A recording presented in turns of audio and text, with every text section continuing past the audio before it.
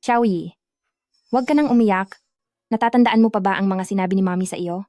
Kumuha ng litrato, sumakay sa malaking eroplano, at hanapin si Daddy. Isabog ang mga abo ni Mami sa hardin ng mga bulaklak. Sa ganoong paraan, si Mami ay magiging munting bituin para bantayan si Xiaoyi. Napakabait talaga ni Xiaoyi. Sa susunod dapat makinig ka kay Daddy. Napakalumanay niyang tao. Aalagaan ka niya ng mabuti. Napakabuti.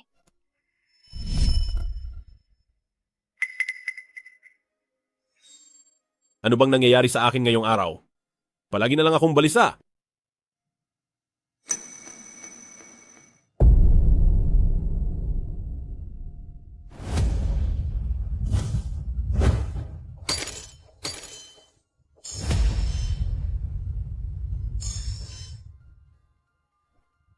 Mami! Mami, huwag kang mag-alala. Hahanapin ni Xiaoyi si Daddy at lalaki akong malusog at masaya.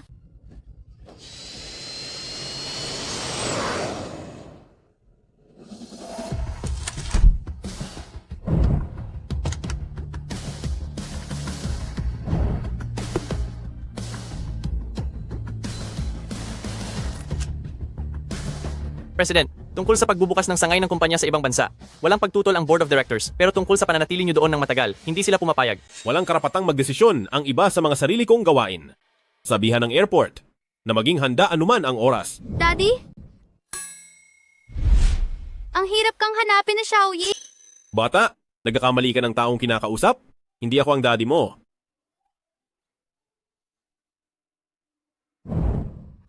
Pero sabi ni Mami, ang nasa litrato ang daddy ko. Ikaw nga ang daddy ni Xiaoyi. Zhongling? Ano ang binabalak mong gawin? Bitiwan mo ako.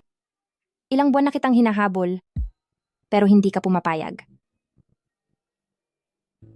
Dahil napakailap mo. Siguro nga ay tulungan na kita.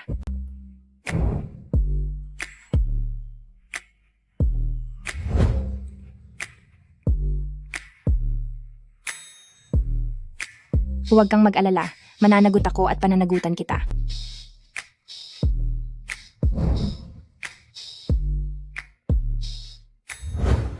Zhongling, nagagawa mo pa palang maglihim na nagkaanak ka ng ganito kalaking lalaki. Kuhang-kuha pa niya ang mga mata ko. Dati, sabi mo, papanagutan mo ako. Tapos iniwan mo ako para sumama sa ibang lalaki patungong ibang bansa. Ngayon naman ay ipinapakita mo itong bata sa harapan ko. Para sa iyo? Ano ba talaga ako? Wala akong anak. Nagkakamali ka ng tao. President, ang mukha ng batang amo ay kamukhang kamukha nyo po. Paano nyo pong masasabing hindi nyo siya anak?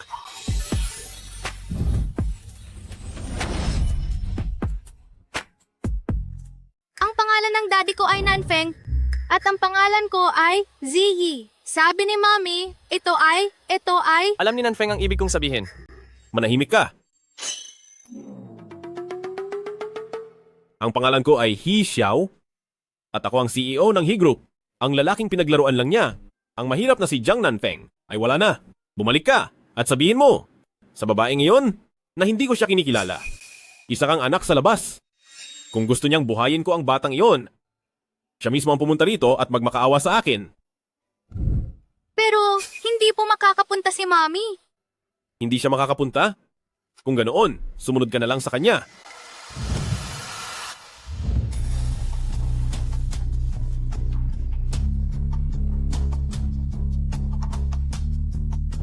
Ilabas niyo siya.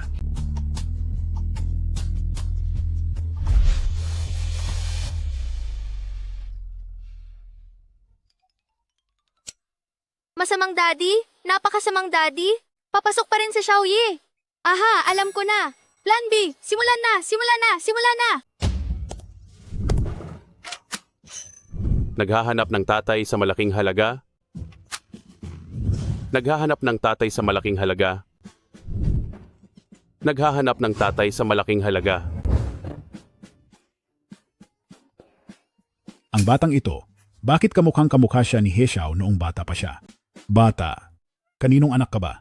Nasaan ang tatay mo? Lolo, siya po ang daddy ko. Talaga bang anak siya ni Hixiao? Ha ha ha. Tawagin mo akong lolo at sasamahan kitang hanapin ang daddy mo, okay ba? Talaga po? Lolo, lolo, lolo. Ha ha ha.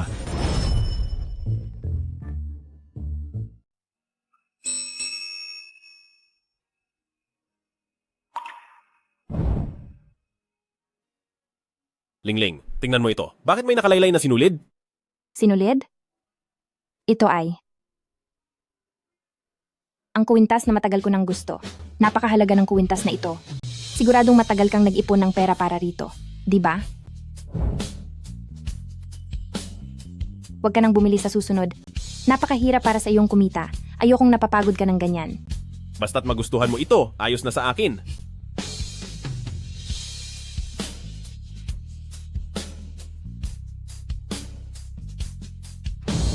Zhongling, ano ang nagtulak sa iyo na isiping? Kikilalanin ko ang anak mo?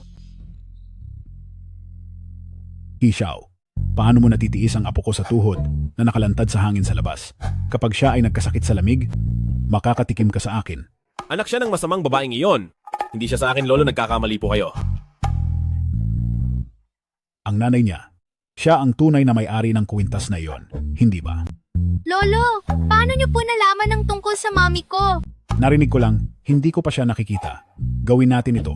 Xiao Yi, isama mo rito ang mami mo at hayaan mo si lolo na makita siya. Ayos ba? Bakit hindi ka na makapagsalita? Tingin ko ay ang nanay mo ay sumama na sa isang matandang mayaman at iniwan ka na lang dahil ikaw ay palamunin.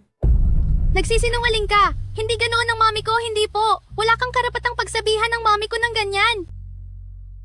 Nanfeng, simula noong sinundo ka namin pabalik sa pamilyang He, kailan ka pa nawalan ng kontrol ng ganito? Alam ko, nakalipas na mga taon, lagi mong tinatanggihan ang mga babaeng ipinapakilala ng iyong mga tito at tita dahil doon, malinaw sa akin, sa puso mo, siya pa rin ang tinitibok nito.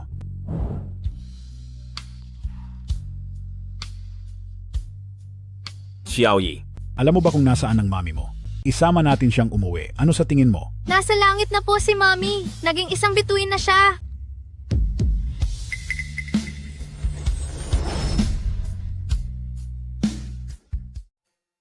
Nasa langit na si mommy. Naging isang maliit na bituin na siya. anong ibig mong sabihin na nasa langit na si Mommy at naging isang maliit na bituin na siya? Sinasabi ko sa iyo, ang mga bata ay hindi dapat nagsisinungaling. Naiintindihan mo ba? Hindi nagsisinungaling si Xiaoyi. Si mommy ang nagsinungaling. Hindi pumunta si mommy sa panaginip ni Xiaoyi. Puro kasinungalingan ang lahat ng sinabi ni mommy. Wala na si mommy. Hindi na niya sasamahan si Xiaoyi. Ano ang sinabi mo? Wala na siya? Imposible. Paano siyang mawawala na lang?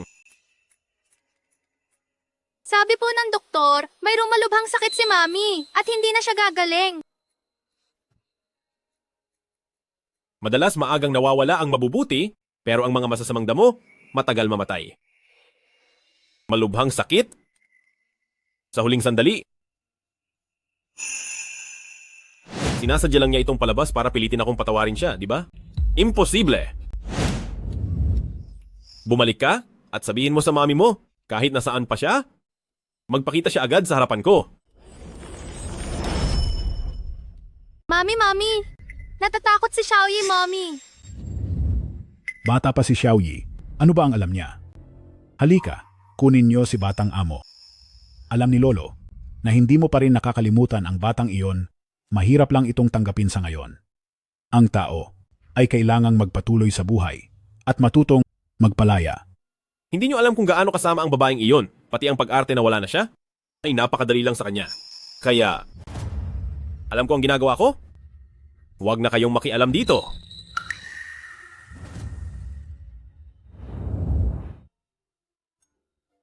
Uncle Assistant, nagugutom na ako. Dito ka lang at maghintay sa akin. Ibibili kita ng pagkain.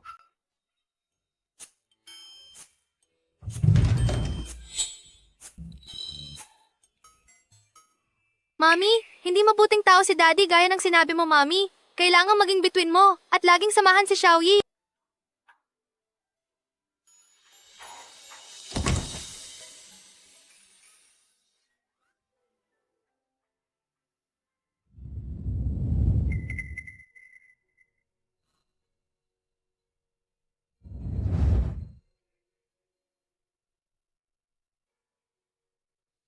Hindi ba't ikaw ang nangunguna sa klase? Si Jiang Nanfeng? Bakit kanin lang ang kinakain mo? Hindi ka pa ba nakakain ng karne sa buong buhay mo? Heto, ililibre ka ni Young Master ngayon? Bakit hindi mo kinakain? Young Master Song, manglilibre ka ng pagkain. Pero ito lang, si Pamilyang Song, bangkarote na ba?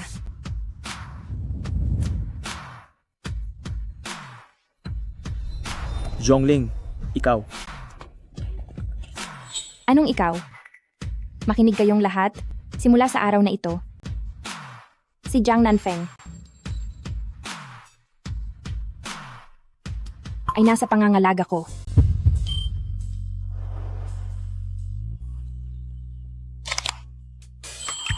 Classmate na Nanfeng, ang mga pagkain ito ay niluto ng aming pinakamagaling na chef. Simula ngayon, ang pagkain mo ay sagot ko na.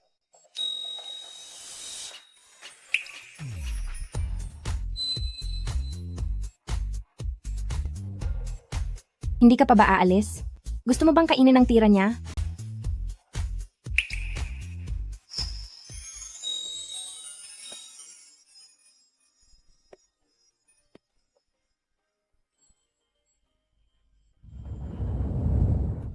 Zhongling, basta magpakita ka na ngayon.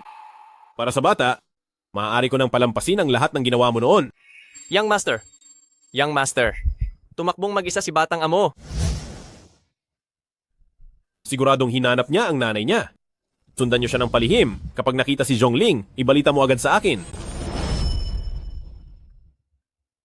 Maghanap ng taniman ng bulaklak. Maghanap ng taniman ng bulaklak. Gagawin nating maliit na bituin si Mami. Nahanap ko na. At maya-maya lang, ay magiging isang maliit na bituin na si Mami para samahan na si Xiaoyi.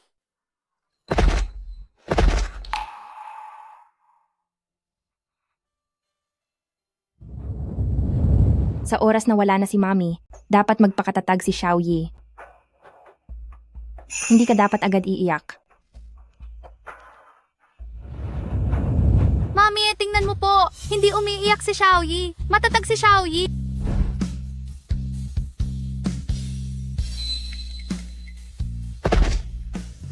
Anak, huwag ka nang umiyak.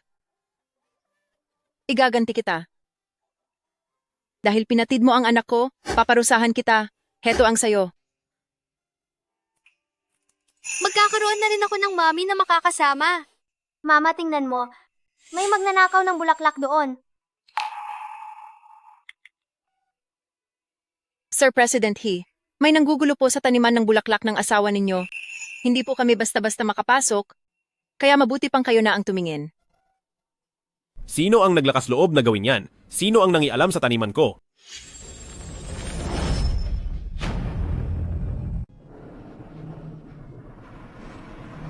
Lingling, Lingling. Napakalaki ng nangyari sa pamilyang Zhong. Bakit hindi mo sinabi sa akin? Ako si Pamilyang Zhong ikalawang binibini, at ikaw ay wala kundi isang mahirap na lalaki. Huwag mong sabihing iniisip mong, seryoso ako sa'yo? Kahit wala akong pera ngayon, pangako ko sa'yo, ibibigay ko ang buhay na gusto mo. Lingling. Huwag na tayong umalis ng bansa. Maari ba? Huwag mo akong tawaging Lingling. Ang palayaw ko, pamilya ko lang ang pwedeng tumawag niyan. Lingling. Umalis ka na. Lumayas ka na. Isa ka lamang laruan na binayaran ko para sa aliw ko. Isang asong gumagapang sa paanan ko. Anong nagbigay sa iyo ng karapatang mag-isip na dahil lamang sa isang asong gaya mo, iiwan ko ang mayayamang tagapagmana.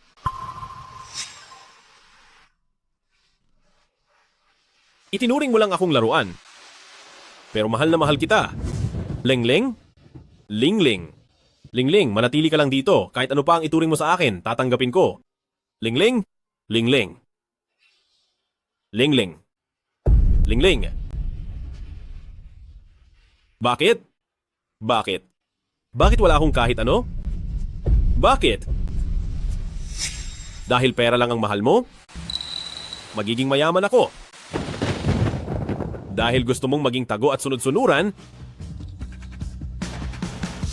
gagawan kita mismo ng isang ginintuang hawla, panghabang buhay. Hindi ka na makakalabas. President He, mula noong para sa iyong asawa ay binili niyo ang taniman ng bulaklak na ito, Wala na pong pinahintulutang pumasok. wala na po akong ibang magawa, kaya tinawagan ko na kayo. Naintindihan ko. Ako na ang bahala rito. Maari ka nang umalis. Mula nang bilhin ang lugar na ito, ngayon lang ako nakabalik. Maganda pa rin ito tulad ng dati. Ginoo, handa ka bang pakasalan ang babaeng nasa harap mo ngayon? Maghirap man o yumaman, sa sakit man o sa kalusugan, habang buhay, at hindi kailanman maghihiwalay. Opo, handa ako. Jianyi, Zhong ikaw. Handa ka bang magpakasal sa akin? Sa sakit man o sa kalusugan? Sa hirap man o sa ginhawa? Habang buhay at hindi bibitaw? Handa ako. Oo, handa ako.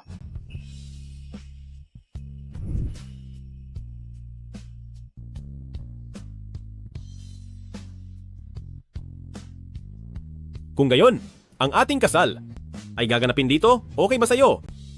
Hindi. Ang pangarap ko ay isang kasal sa Kastilyo. Marami akong pera, kaya ko itong bayaran. Hindi mo kailangang magtipid para sa akin.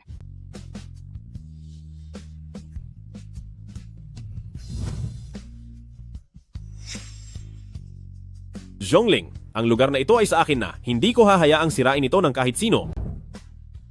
President, Bakit ka nandito? sinundan ko si Batang Amo dito. Naghuhukay siya roon, sabi niya ay gusto niyang si Mami ay maging munting bituin na.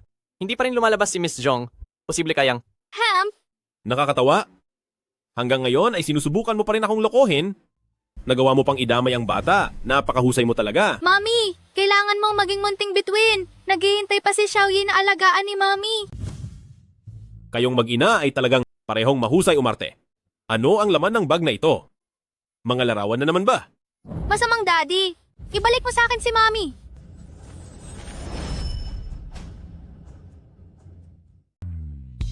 Ibalik mo na sa akin si Mami.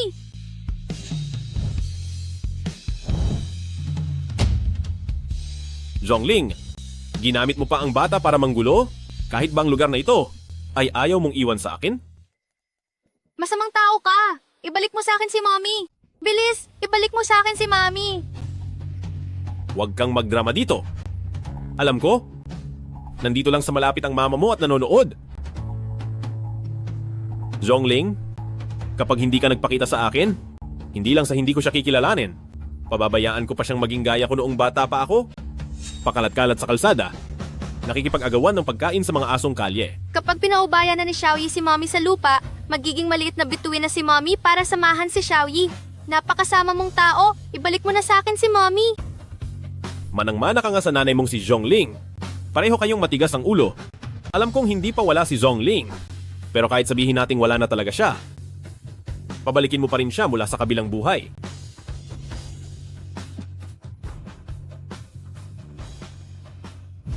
Hanggat hindi ko nakikita ang mama mo, huwag mong isiping makaalis ka. Wala na si Mami, wala na siya. Zhongling, napakahusay talaga ng pinalaki mong anak. Sabi mo wala na ang mama mo, di ba? Pwes, doon na rin ang punta mo. Sa kabilang buhay para samahan siya.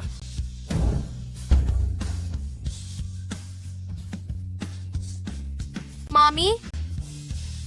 Zhongling! Hindi! Huwag! Hindi! Hindi pa ako nakakabawi sa'yo. Kaya paano ka mawawala na lang basta? Mali ang sinabi ni Mami. Hindi ka mabuting tao. Isa kang masamang tao. Gusto lang ni Mami na ilibing sa paborito niyang lugar. Bakit mo ba siya pinipigilan? Galit ako sa'yo. Galit na galit ako sa'yo.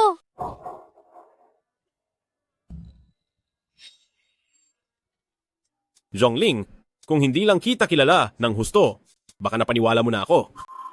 Para lang linlangin ako? Pati ba naman peking abo ay inihanda mo pa? Ginagawa mo ang palabas na ito dahil lang sa gusto mong malaman. Kung mahalaga ka pa ba sa akin? Oo. Totoong nasa puso kita. Pero puro galit ito. Ito ang uri ng galit na gugustuhin kang tapusin at parusahan ng lubusan. Anong gagawin mo sa mommy ko? Ibalik mo na siya sa akin. Huwag ka nang magdrama. Ang mga pakulo ng mami mo ay hindi tatalab sa akin. Ang narito ay siguradong hindi si Zhongling.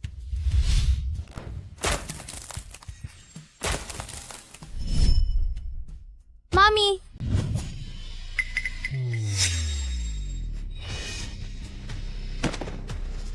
Ito ang singsing na ibinigay ko sa kanya. Ito ang death certificate ni Mommy. Totoo pong wala na si Mommy.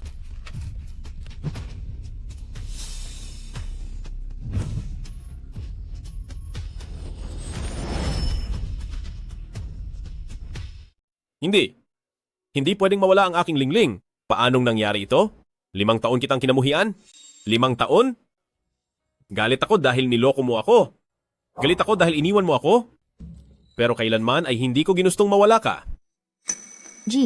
Jiang, tinatanggap mo ba ang babaeng nasa harap mo ngayon bilang iyong asawa? Sa hirap man o sa ginhawa, sa sakit o sa kalusugan, habang buhay, at hindi kailanman lalayo. Hindi. Lingling, akin si Zhongling. Walang pwedeng kumuha sa kanya. Wala. Lingling, huwag na nating iwan ang isa't isa. Pwede ba?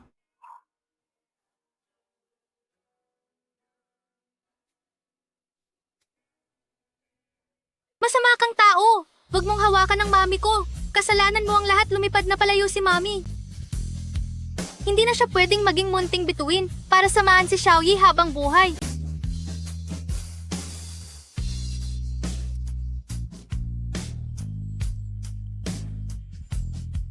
Mukhang, tinanggap na ni Nanfeng si Xiaoyi. Sa wakas ay maaari na akong maging malaya para hanapin si pamilyang He at pagbayarin siya.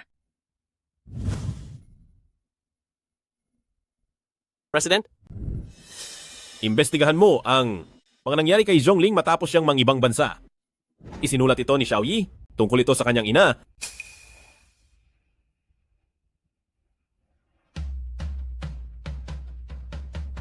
Pakisuyo, alagaan mo siya para sa akin.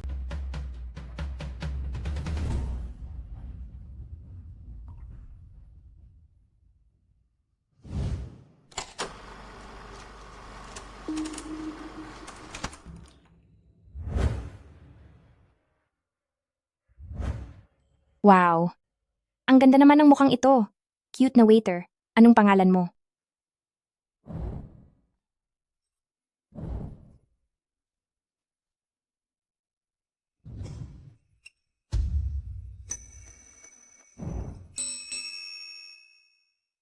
Miss, pakiusap naman, wag mo nang abalahin ang trabaho ko, pwede ba?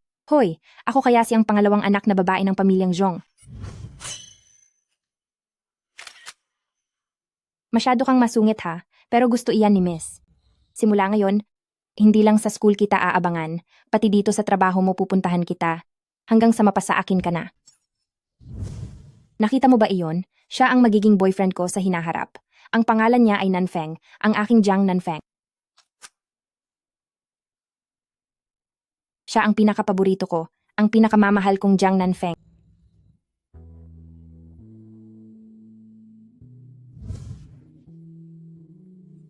Tingnan mo, cake na ako mismo ang gumawa. Maraming akong inilagay na paborito kong mangga sa loob. Napakasarap nito. Tikman mo dali.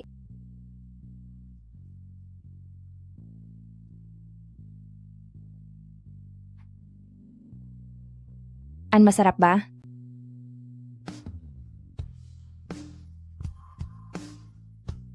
Jiang Tumawag kayo Nanfeng. ng ambulansya. Nanfeng. Bilis, tumawag kayo ng ambulansya.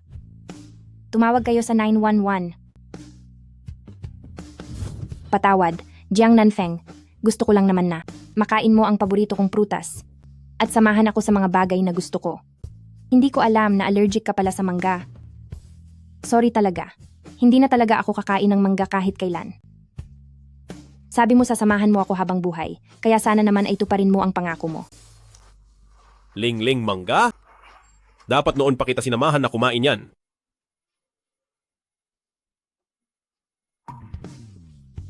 Cute na waiter. Anong pangalan mo? Ang pinakamamahal kong Jiang Nanfeng.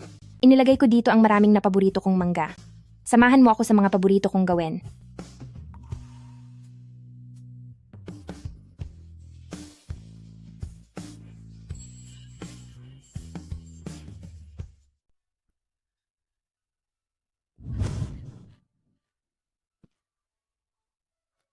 Maliit na tanga?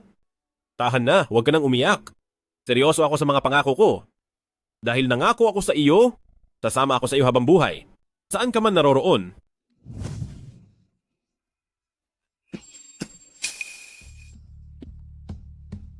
Sasama ako sa iyo habang buhay. Saan ka man naroroon? Saan ka man naroroon?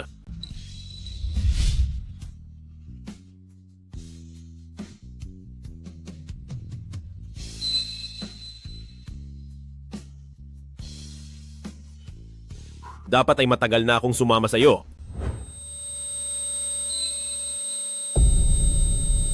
President! Bilisan nyo, tumawag kayo ng doktor. Inatake ng allergy at nawalan ng malay si President.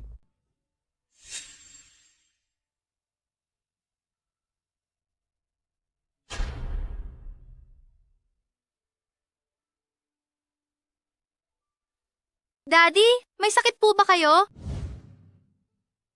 Hay nako, bakit mo ba ito ginagawa sa sarili mo? Wala na tayong magagawa, hindi na siya babalik. Wala nang ina si Xiaoyi. Gusto mo rin ba siyang mawalhan ng ama? Daddy, ayaw niyo na po ba kay Xiaoyi? Tama po ang sinabi niyo, Lolo. Ang hirap ng walang mga magulang, naranasan ko na iyon, kaya hindi ko hahayaang mangyari rin iyon kay Xiaoyi Lingling. Mukhang hindi ko natupad ang pangako ko. May nakain lang na masama si Daddy.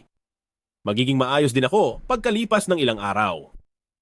Huwag kang mag-alala, Xiaoyi. Habang buhay na mananatili at sasamahan ni Daddy si Xiaoyi.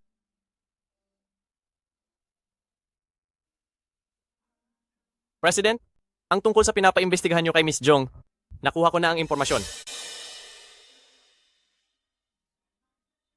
Sir President, yung tungkol sa pinapaimbestigahan nyo kay Miss Jong, may resulta na po. Base po sa records ni Miss Jong, totoong nasa malalang stage na ang sakit niya. Dahil hindi na agapan ang gamot, ay nawala na po siya. At ayon din po sa mga kapitbahay, ang naging buhay ni Miss Jong ay naging napakahirap. Pero ang sabi niya, Bakit mo naman naisip na dahil lang sa isang hamak na aso, ay tatalikuran ko na ang mayayamang lalaki? paano siya nawalan ng pera? Kinausap po namin ang mga kapitbahay at sinabi nilang lahat, mula nang umalis si Miss Jong sa bansa, lagi lang siyang nag-iisa na nagpapalaki kay batang amo. At sa tabi ni Miss Jong, wala siyang naging ibang lalaki kailanman.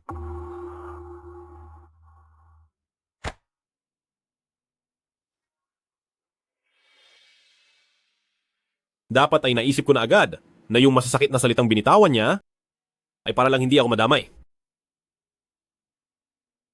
Dapat ay ginawa ko ang lahat para pigilan siyang umalis.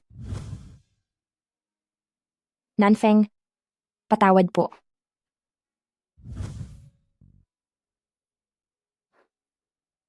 Daddy, huwag ka nang umiyak. Hindi kailanman nagtanim ng galit si Mommy sa'yo. Lolo, pakihanda ang listahan ng mga bisita. Iimbitahan ko sila sa aking kasal. Ano? Magpapakasal ka? Sige, mabuti iyan. Kailangan na nating magpatuloy sa buhay. Buti naman at nakabitaw ka na. Kailangan din ng mag-aalaga kay Xiaoyi. Sinong dalaga ang napusuan mo? Agad kaming pupunta doon para mamanhikan. Huwag na po. Habang buhay, si Lingling lang ang tanging mamahalin ko. Ang asawa ko ay walang iba kundi siya. Hindi ba't wala na siya? Ibig bang sabihin, pakakasalan mo ang taong wala na rito? Nangako ako sa kanya na ihahanda ko ang isang parang pangarap na kasal.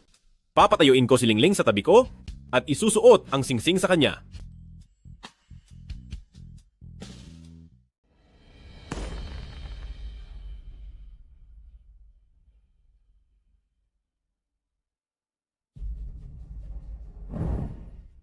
Kapag kinasal na tayo, dapat may magandang dapit hapon sa langit, habang dahan-dahan akong naglalakad patungo sa iyo.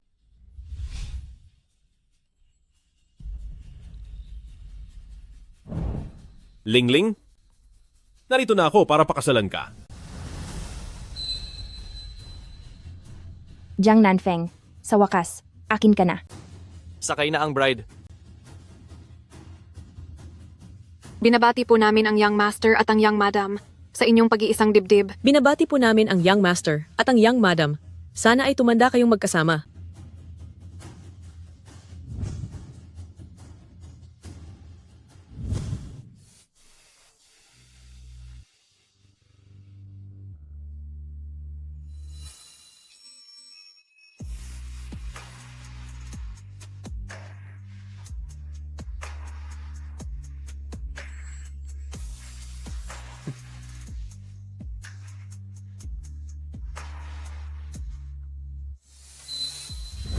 Uy, Jiang Nanfeng.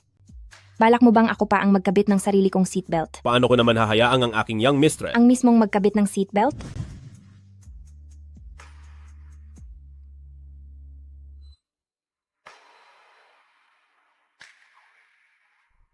Mahal kong young mistress. Ngayon, ayos na ba? Ganyan dapat.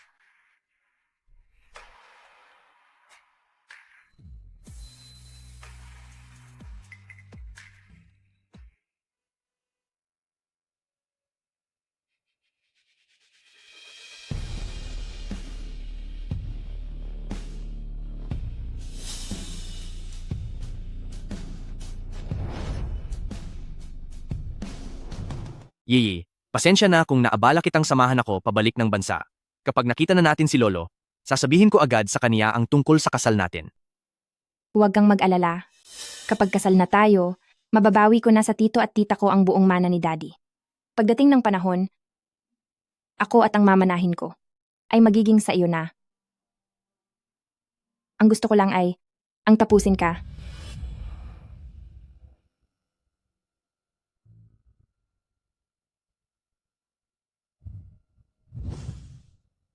Kaninong sasakyang pangkasal iyan?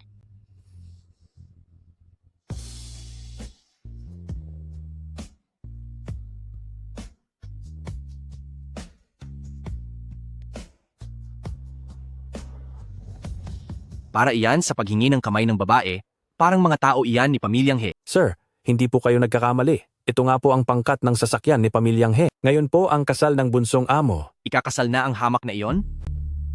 Hindi ko lang alam kung sinong mayamang babae ang minalas ng ganoon. Yi? Dadalhin kita sa isang masayang lugar. Sundan mo ang sasakyang iyon, pupunta tayo roon para batiin ang taong iyon. Alam niyo ba kung sino ang magiging may bahay ni Pamilyang He? Napakalihim ng tungkol dito. Nireserba ni President He ang pinakamahal na party hall para lang gawa ng bride ng isang tila panaginip na kasalan, tiyak na hindi siya ordinaryo. Ipinapakilala ang ating bride.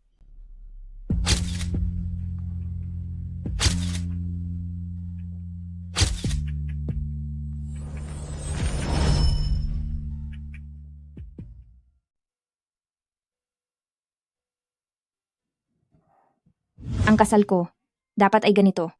Sisindi ang malalaking ilaw, susuot ako ng mermaid gown, at pagkatapos ay kakapit ako sa braso mo, sa harap ng mga magulang at ate ko, at dahan-dahan. Kasama ka, ay maglalakad tayo patungo sa asul na kastilyong iyon. Ito? Isa itong projection. Nagpakasal talaga si President He sa isang taong wala na. Salamat sa inyong pagpunta sa aking kasal. Tulad ng nakikita ninyong lahat, ang aking asawa ay wala na. Kaya para sa seremonya ngayong araw, isang projection muna ang papalit sa aking asawa. Lingling, patawad, hindi ko nahanap ang iyong mga magulang at ate, kaya hahayaan ko na si Xiaoyi ang pumalit muna para sa iyong pamilya.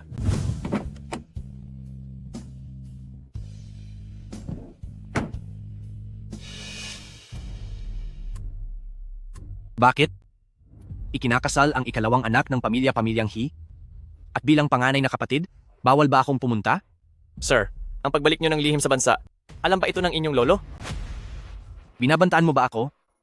Mukhang hindi sila magkasundo, at hindi pala buo ang Pamilyang He. Hayaan na lang natin. Kahit galing ako sa mayamang pamilya, at mausisa sa kasal ninyong mga karaniwang tao, mayroon pa rin akong respeto. Dahil ayaw ng may-ari. Umuwi na lang tayo. Isa lamang siyang anak sa labas. Nandito pa ako, kailan pa ang Pamilyang He, naging nasa ilalim ng kaniyang desisyon.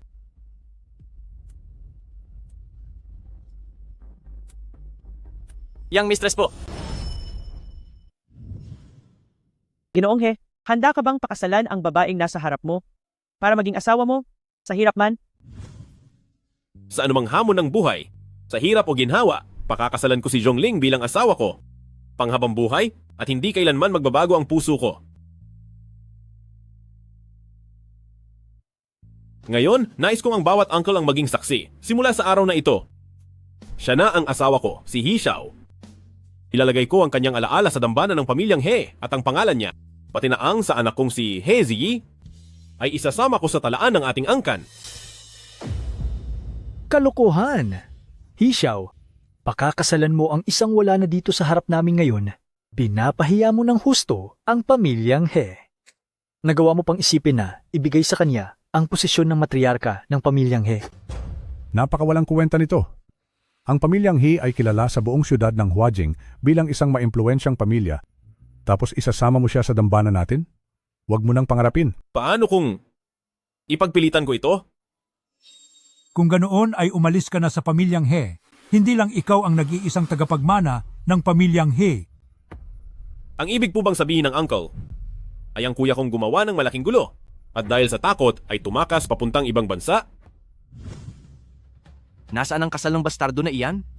Naroon iyon. Alam naman ninyo na si Heling Joe ay walang silbi. Kung hindi, bakit nyo pipiliin na? Ako ang humawak ng kumpanya? Sa henerasyon ng He Group, ako lang na si He Xiao. Ang tanging makakakontrol sa He Group. Napakayabang mo talaga. Hindi ako naniniwalang. Ang He Group ay hihinto. Kapag nawala ka, ngayon din ay tatanggalin kita sa iyong posisyon sa He Group. Tingnan natin kung makapagmayabang ka pa. Ano ang balak mong gawin? Huwag po kayong matakot, mga lolo. Mayroon lang akong nais ipakita sa inyo. Ikaw, anong balak mong gawin? Naglakas loob kang imbestigahan kami. Talagang inimbestigahan mo kami. Lahat ng narito ay may mga itinatagong dumi. Hindi ko kayo gagalawin, ngunit gusto ko lang sabihin na maaari kayong magsilbing dekorasyon ng pamilyang He at mananatili lamang kayong dekorasyon ng pamilyang He. Ikaw. Elder brother, huwag ka lang maupo riyan. Magsalita ka naman.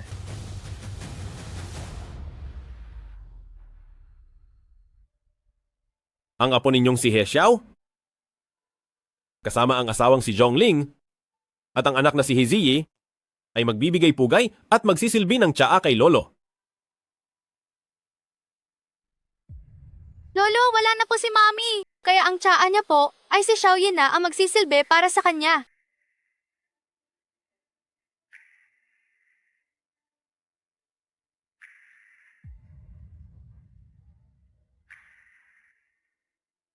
Ang apo sa tuhod at ang manugang na ito ay tinatanggap ko na.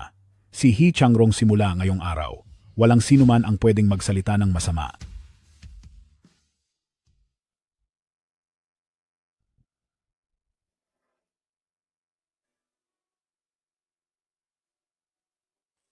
Lingling. Simula ngayon, ikaw na ang aking asawa.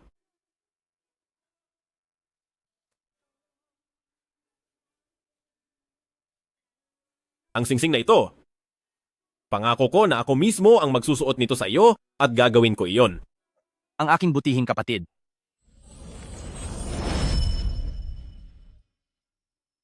Akin pong mabait na nakababatang kapatid na lalaki. Bilang iyong kuya, hindi sa pinagsasabihan kita, Ngunit Jiang ang Nanfeng. magpakasal sa isang taong wala na. At saang kapilya pa to gaganapin? Bakit siya naririto? Huwag mong Dapat ay nasa sabihin. sementeryo ka. Siya ba ang nakababatang kapatid na lalaki ni Heling Joe? Ganoon ba? Para naman ako at itong magiging ate mo ay makapagbigay ng galang sa kanya. Saka isa pa, paano mo balak makasama ang asawa mo sa isang kwarto? Sige na, ikwento mo naman sa akin. Ang kasal na ito, inihanda niya pala para sa akin. Nung nagkunwari akong wala na, ginawa ko iyon dahil ayaw ko silang madamay ni Xiaoyi sa gulo na pinagdadaanan ko.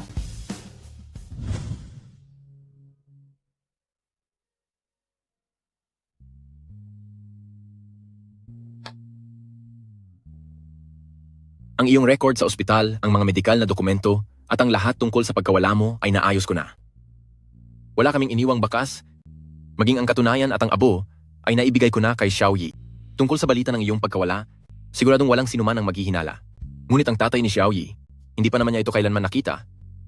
Talaga bang aalagaan niya ang bata ng mabuti? Iwan mo na lang muna si Xiaoyi dito sa akin. Balikan mo na lang siya kapag tapos ka ng maghiganti. Maaari namang ganoon ang gawin. Hindi mo lang alam, isang napakabuting tao ni Nanfeng. Siguradong magiging mahusay siyang ama. Si Heling Zhao ang dahilan kung bakit nawala ang aking mga magulang at kapatid. Sa pagbabalik kong ito, sisiguraduhin kong pagbabayarin ko siya sa lahat ng kanyang ginawa. Pero alam kong hindi hihinto si pamilyang He ng basta-basta. Kaya ang pag-aakalang wala na ako, ang tanging paraan para protektahan siya.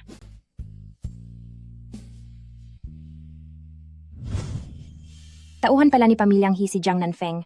Sadyang malupit ang tadhana. Dahil dito, hindi na ako dapat muling masangkot pa sa kanya. Kumusta po kayo? Ako po si Luo Yi, ang fiancé ni Ling Zhao, ang iyong magiging ate.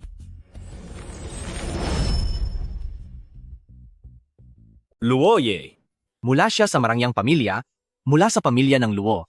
Hindi kaya ito. Ay ang tanyag na pamilyang Luo family? Daan-daang taon nang namamayagpag ang pamilya Luo. Hindi mabilang ang kanilang yaman. Nung mga nakaraang taon, pumanaw na ang tagapagmana at naiwan ang lahat ng ari-arian sa kaisa-isang anak na babae. Siya na nga kaya iyon? Isang malaking karangalan na mapakasalan ng tagapagmana ng Luo family para sa pamilyang He Group. Elder brother, ang panganay mong apo, ay sadyang napakagaling.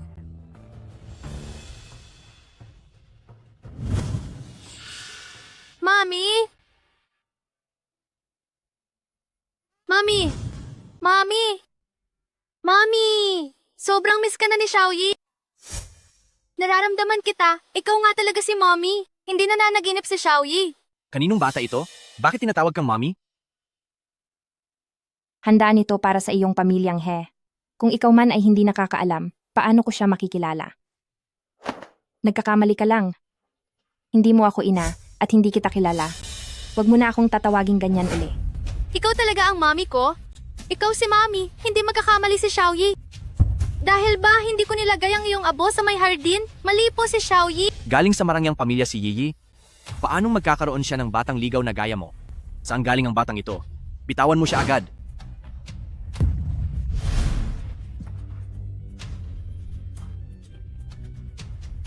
Wala talagang modo ang batang walang nanay. Ngayon ako na ang tuturo sa iyo ng leksyon para sa nanay mo.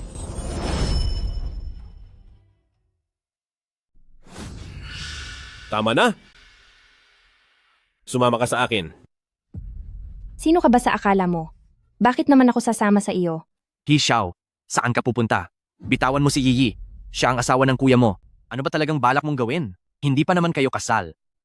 Kung anong gusto ko, gagawin ko. Sa tono ng pananalita niya, huwag mong sabihing si ikalawang senyoritong He ay may gusto kay Binibining Luo? Ang balita ay tanging si unang sangay ng pamilya Luo lang ang may karapatang magmana ng ari-arian.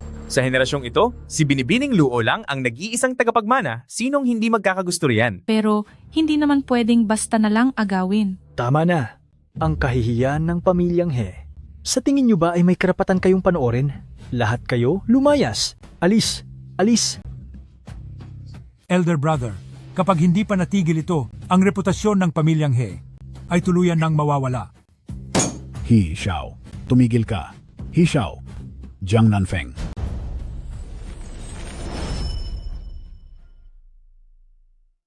Xiao, naririnig mo ba ako? Isa kang hamak na bata. Kapag hindi ka sumunod, palalayasin kita sa lalong madaling panahon. Sobrang yabang mo. He Xiao, may gana ka pang saktan ako. Huwag kang sumunod.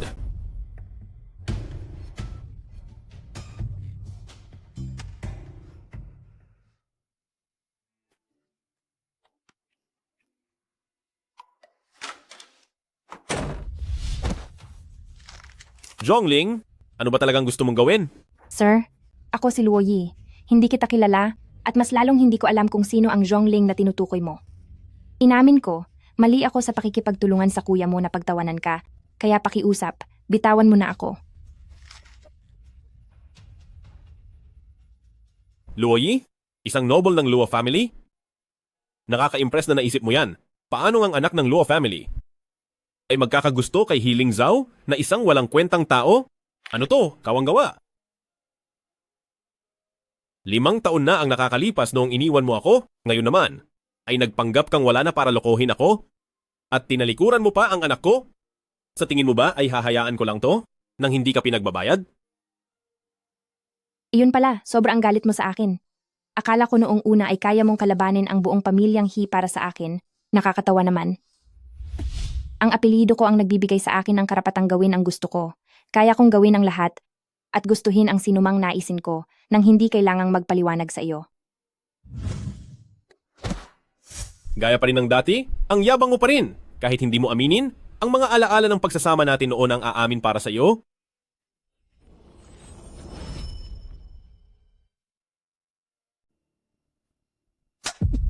Ishaw, anong ginagawa mo?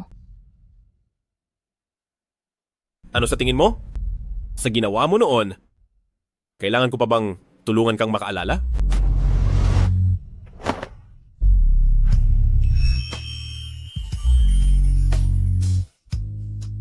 Ayos na ito? Habang buhay nang mananatili sa katawan ko ang bakas ng iyong kagat. Habang buhay ka nang nakatadhanang maging tao ni Zhongling.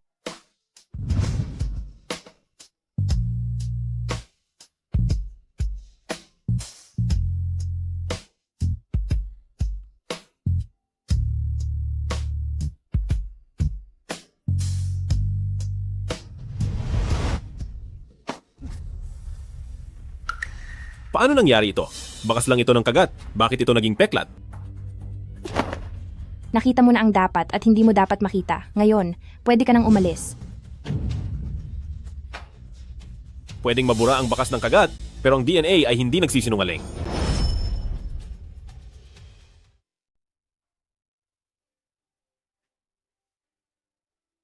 Sige, Hishaw, makuha ka sa tingin. Inamin ko na ako si Zhongling. Ano naman ngayon? Ano naman? Dapat sa iyo ko tinatanong iyan.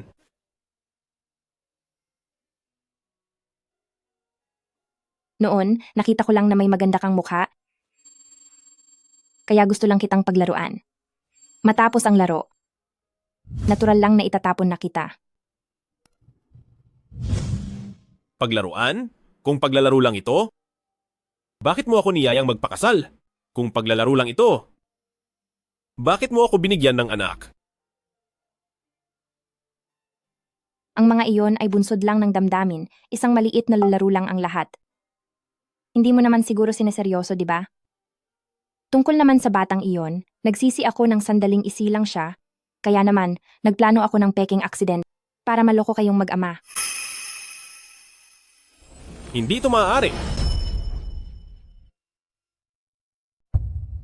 Mahal mo ako? Mahal mo ako. Sabihin mong mahal mo ako. Sabihin mo. Sabihin mo.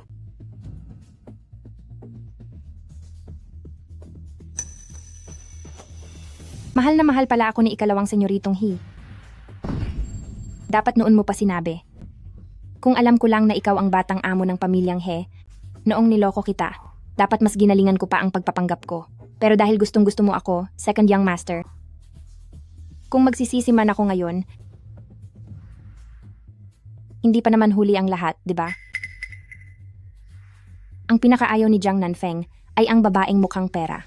Kung hindi ko man magawang itigil ang nararamdaman niya, gagawin ko na lang ang lahat para kamuhian niya ako. Dahil yan ang gusto mo? Ibibigay ko ang hiling mo.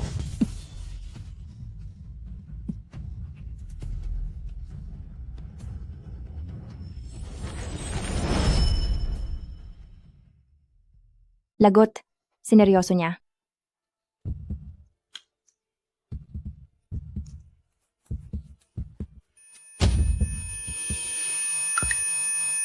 Anong ginawa mo sa akin?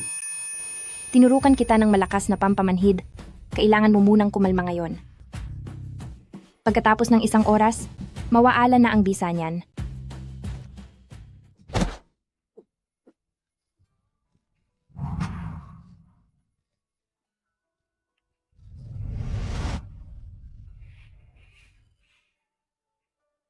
Ituring mo na lang ang mga nangyari noon na para lang isang panaginip. Mas mahal ko ang kuya mo kaysa sa iyo. Mula ngayon, ako ay ang iyong hipag na lang. Naintindihan mo ba?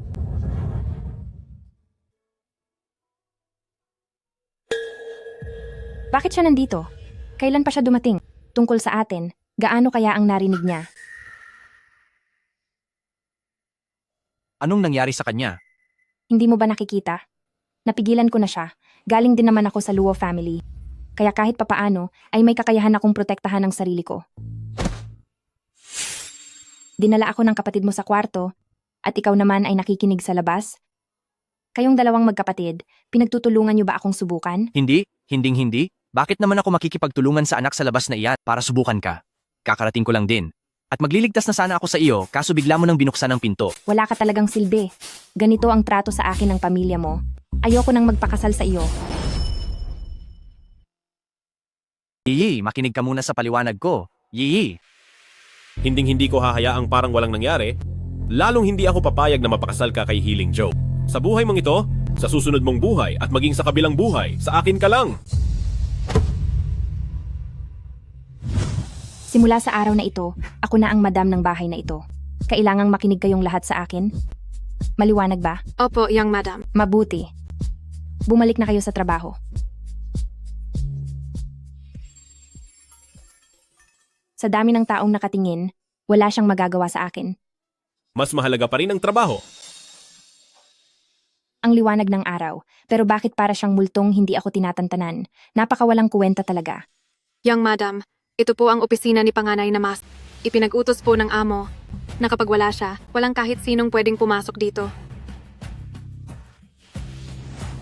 Hindi ko lang masaulo ang daan. Nasaan ba ang kwarto ko?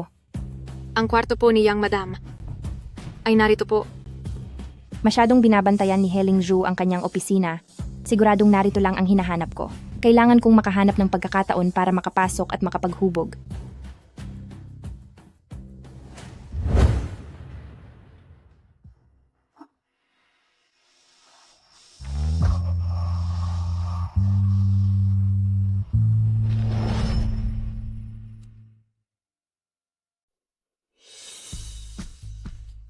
Bakit? Balak mo na naman bang gamitin ang taktika na to? Wala ka na bang ibang paraan? Ikaw, Hixiao, ibaba mo ako. Hixiao, anong ginagawa mo? Anong sa tingin mo? Nandito tayo sa kama. Ano pa ba ang gagawin ko sa'yo? Pumayag na ang lolo mo na maging hipag mo na ako sa lalong madaling panahon. Hindi mo pwedeng gawin to sa akin. Pagmamayari ka ni He Xiao, habang buhay. Isa lang ang magiging titulo mo, ang pagiging babae ni He Xiao. Hixiao, wag mo nang lokohin ang sarili mo. Niloloko ang sarili? Dati palagi mo akong tinatanong kung ano ang pakiramdam ng tumitibok ang puso. Jiang Nanfeng. Sa akin ba? Tumitibok ba ang puso mo para sa akin? Hindi lang katawan mo ang gusto ko. Gusto kong pati ang puso mo ay para sa akin.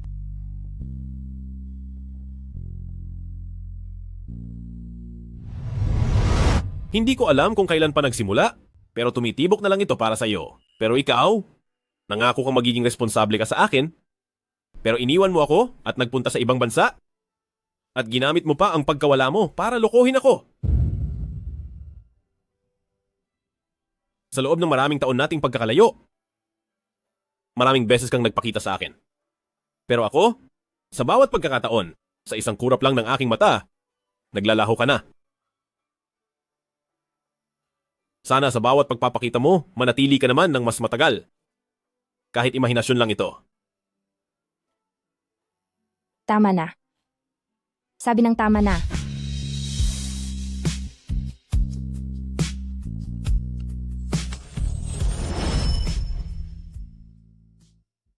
Tumigil ka na.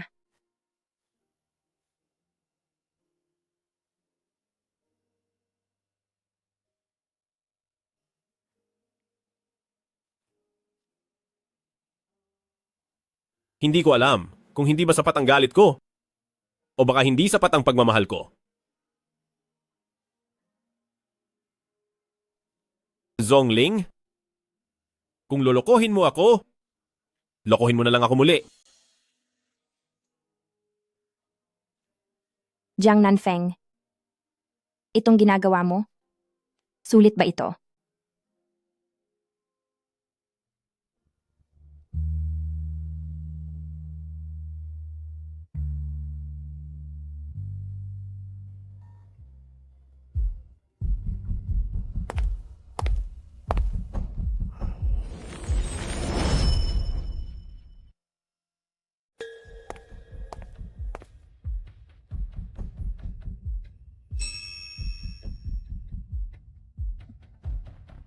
Yang madam, nakalipat ka na ba ngayong araw? Kaninang umaga pa po nakalipat.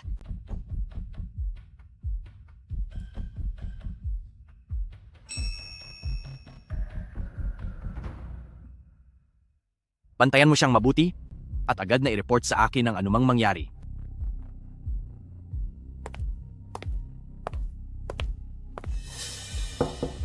Yiyi, nandyan ka ba sa loob? Yiyi.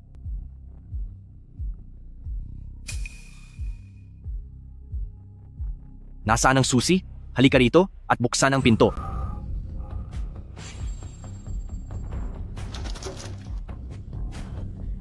Nandito na si Heling Zhao. Umalis ka dyan.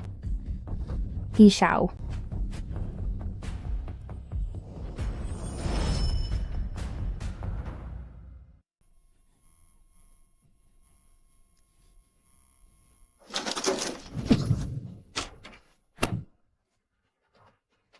Tia, bakit hindi ako pwedeng magpakasal kay Heling Zhao?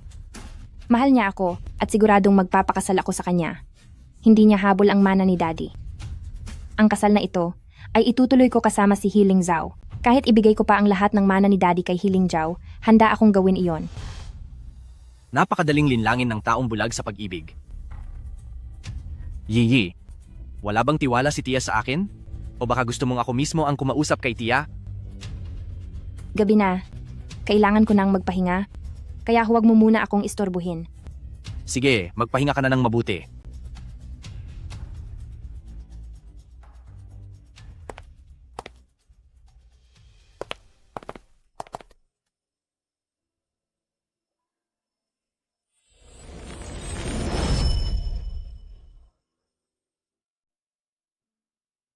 Hindi ko talaga inaasahan na ganoon kahusay ang pag-arte mo.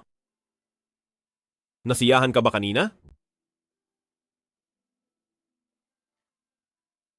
Sayang naman talaga. Naging masyado akong malupit kanina, pero hindi man lang pumasok ang kuya.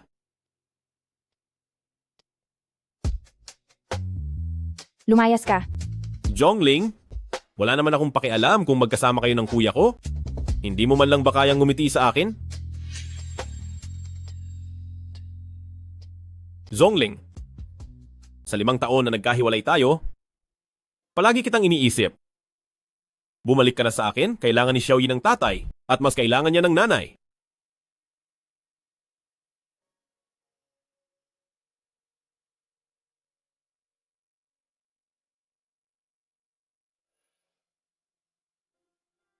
He Xiao.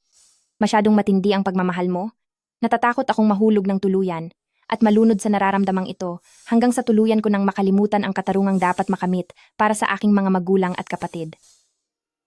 He Xiao. Tapos na tayo at wala na tayong utang sa isa't isa, umalis ka na. Anong ibig mong sabihin sa tapos na tayo? Ilang taon tayong nagsama at nagkaroon pa tayo ni Xiaoyi? Ngayon sabihin mo sa akin? Sabihin mo sa akin, paano naging tapos na ang lahat? O ngayon?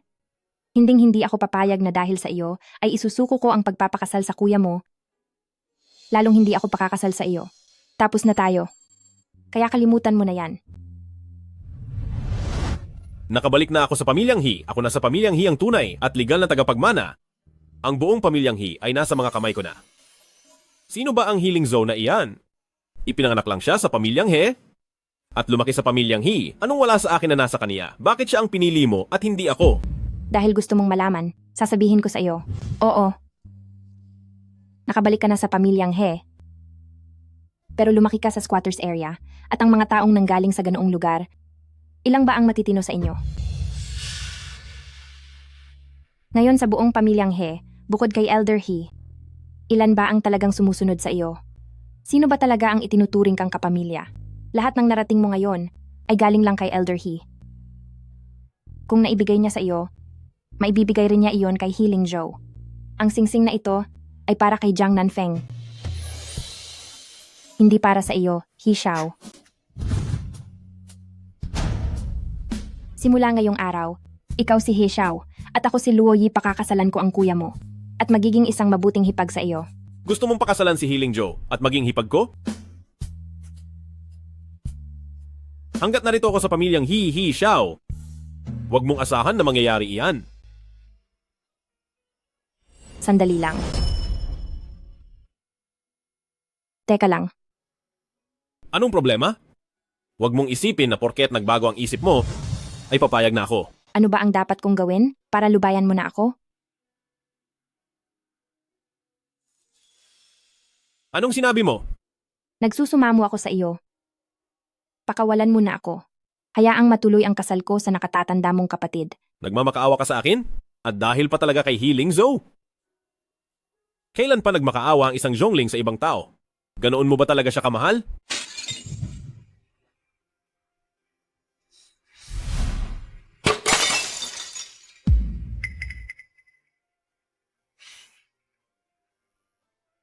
Maghanap ka ng kahit ano at balutin mo iyang kamay mo.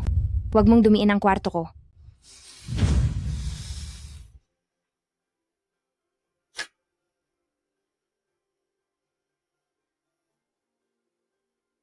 Kung gusto mong lubayan kita? Sige, hindi ba't niloko mo ako at sinabing wala ka na? Kapag wala ka na talaga, tsaka kita lulubayan. Sige. Malapit na.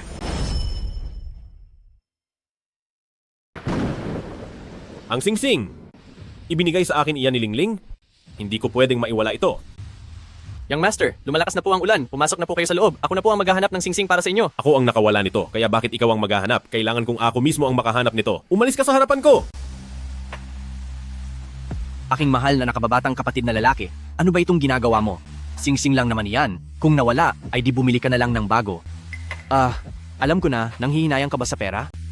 Ilang taon ka na ring nakabalik dito sa loob ng maraming taon. Pero bakit hanggang ngayon, ay hindi mo pa rin maalis ang ugali mong parang pulubi?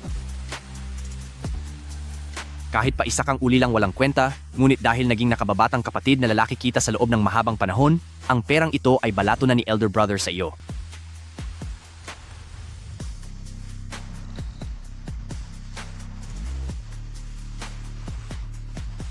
Anong balak mong gawin?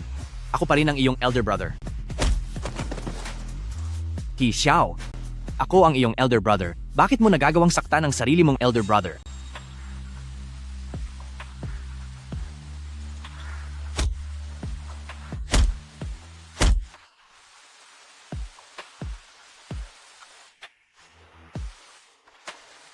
Talagang dapat lang sa'yo yan.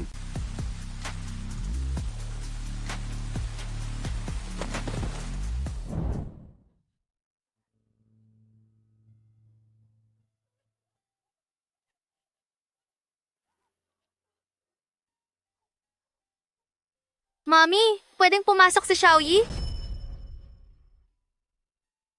Mami, pwede po bang pumasok si Xiaoyi?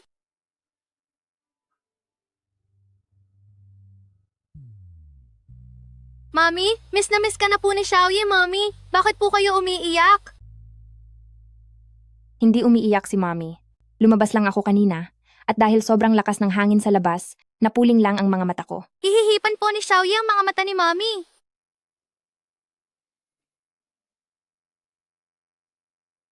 Nung mga araw na wala si Xiaoyi sa piling ni Mommy, ayos ka lang ba? Gusto mo ba ang daddy mo? Kapag wala si Mami, hindi naging maganda ang lagay ni Xiaoyi. Kahit kahapon, ngayon, o bukas, araw-araw na iniisip ni Xiaoyi si Mami. Kaya hindi po ako masaya.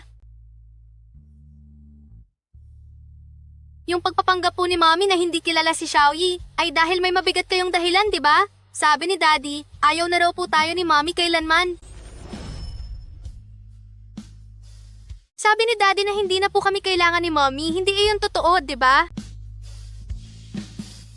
Talagang matalino ang aming si Xiaoyi Mei. Napakahalagang gagawin si Mommy. Hindi dapat malaman ng ibang tao ang ugnayan ni Mommy kay Xiaoyi. Kung ano ang dahilan, hindi pa ito masasabi ni Mommy kay Xiaoyi. Alam ni Xiaoyi na hindi kailanman matitiis ni Mommy si Xiaoyi sa ibang bagay. Kung hindi sasabihin ni Mommy, hindi na po magtatanong si Xiaoyi.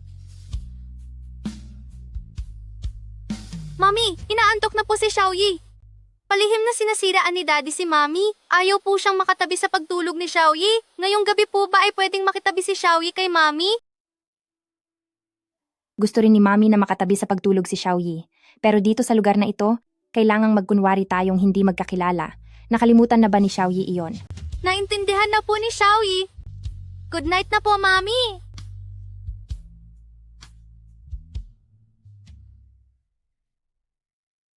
Hishaw, walang hiya ka. Ako pa rin ang kuya mo. Isusumbong talaga kita kay Lolo para maparusahan kanya ng husto. Aray, ang bewang ko? Ang bewang ko. Ungas ka, hindi ka ba marunong mag-ingat? Aray, ang bewang ko. Ang sakit ng bewang ko. Engot ka ba? Hindi ka ba marunong mag-ingat?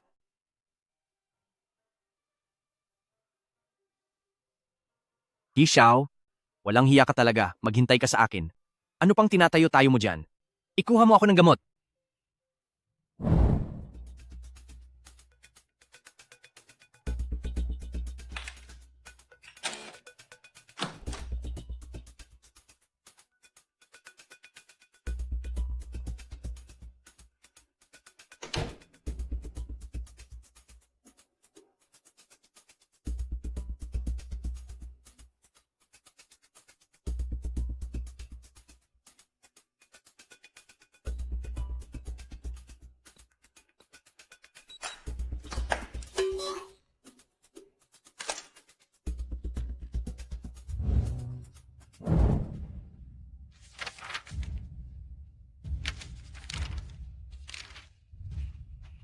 Papa, bakit ang sabi ng mga tao sa labas na ang gatas na gawa ng Jong Group ay may halong mapanganib na kemikal? Sinasadya ba ng kung sino nasiraan ang Jong Group? Wala na, tapos na ang lahat. Ling-Ling, tandaan mo, ang kamalasang nangyari sa pamilyang Zhong ngayon ay dahil lahat sa pakana ni He Lingzhao.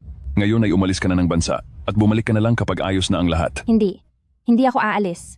Papa, hindi ako aalis. Mananatili ako rito.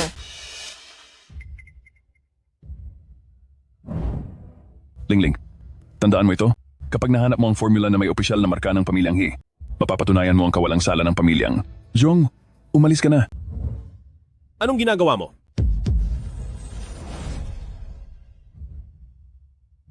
Zhongling? Anong ginagawa mo rito?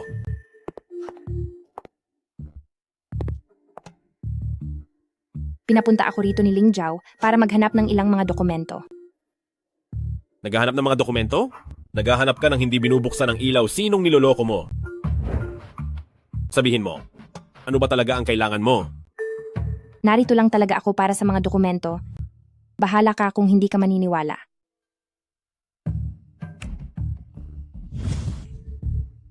Nasa ibaba lang si He Lingzhou? Wala ba siyang sariling paa? Para utusan ka pa na kumuha ng dokumento. Gusto mo bang tawagin ko siya rito at tanungin mismo? Wala naman ang nakakatandang Panginoon sa opisina. Bakit bukas ang pinto? Sa totoo lang, ako. May tao ba sa loob?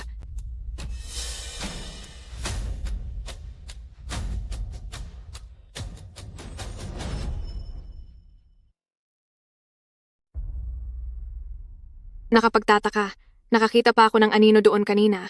Paanong nawala ito? Mali lang ba ang nakita ko?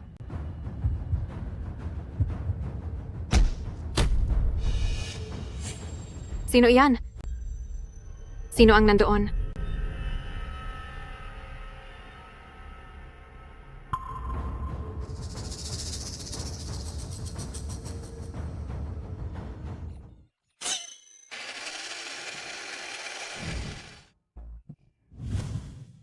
Batang Master Son, anong ginagawa mo rito?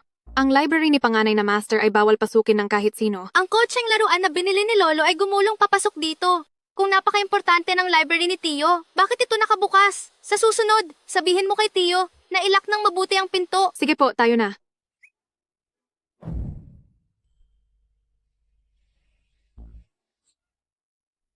Talaga namang maparaan ng batang iyon. Siyempre naman, tignan mo muna kung kaninong anak siya.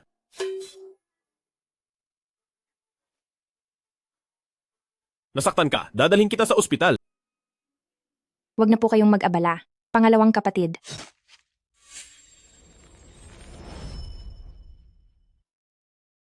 Pangalawang kapatid. Sige, dahil dyan, pangalawang kapatid, hindi ko na muna guguluhin ang kapatid ko.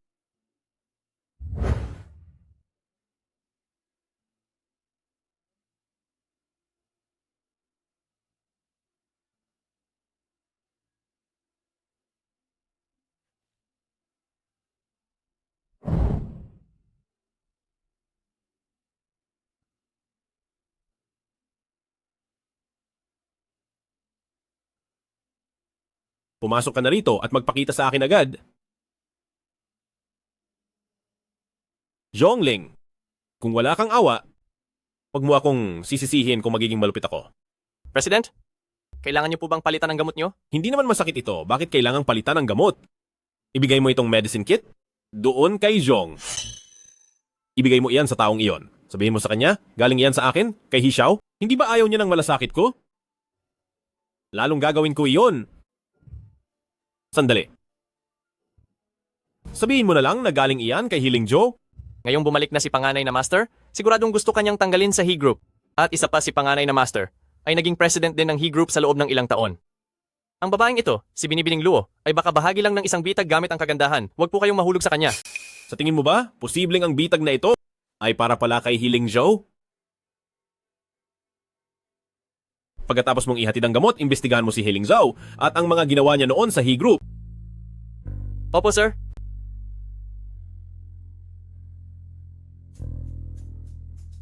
Attorney Liu, ang formula, nakuha ko na.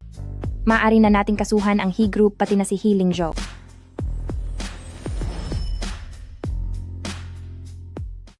Ilang araw pa lang akong nakabalik pero nasangkot na agad ako sa kaso.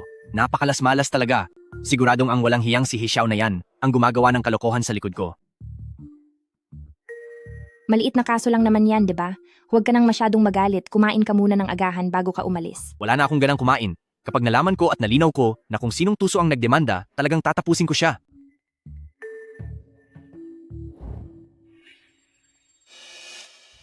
Nagbenta talaga sila ng may lasong gatas sa mga sanggol? Talagang wala silang konsensya? Wala na sila matapos tumalon sa gusali? Napakaswerte pa rin nila dahil natapos na ang pagdurusa nila? Ate, balita ko ang ate niya ay nawala sa kandungan ng lalaki at hindi lang isa ang kasama niya. Ang pamilyang ito ay talagang hindi mabubuting tao. Paano pa ba makakapagpalaki ng anak na ganyang walang delikadeza? Putui, ang mga ganyang pamilya ay dapat na pinarurusahan.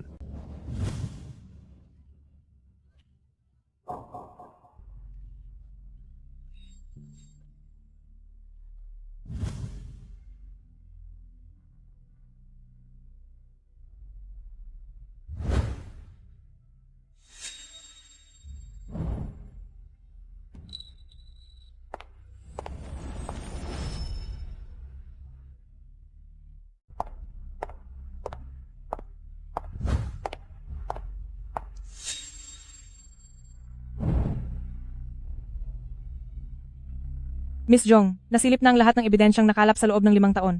Ang recipe na hawak ni Attorney Liu, ang pinakamahalagang ebidensya natin. Kapag naisumite na iyan, siguradong mananalo tayo. hindi pa ba naisusumite ang recipe ni Attorney Liu? Hindi pa po. Magsisimula na ang hearing. Bakit wala pa siya?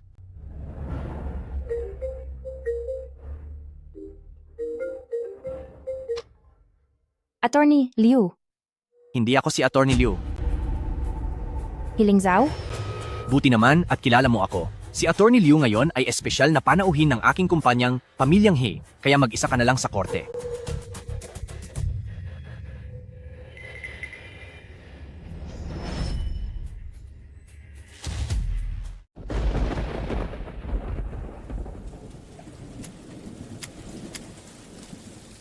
Iginigit ng apela para kay Healing Jonah. Ang kaso ng sinasadyang pagkalas ay kulang sa matibay na ebidensya at hindi sapat para patunayan ng paratang. Ibinasura ang hiling na litigasyon. Tapos na ang lahat. Ang 5 taong pagpupursige ay nauwi sa wala.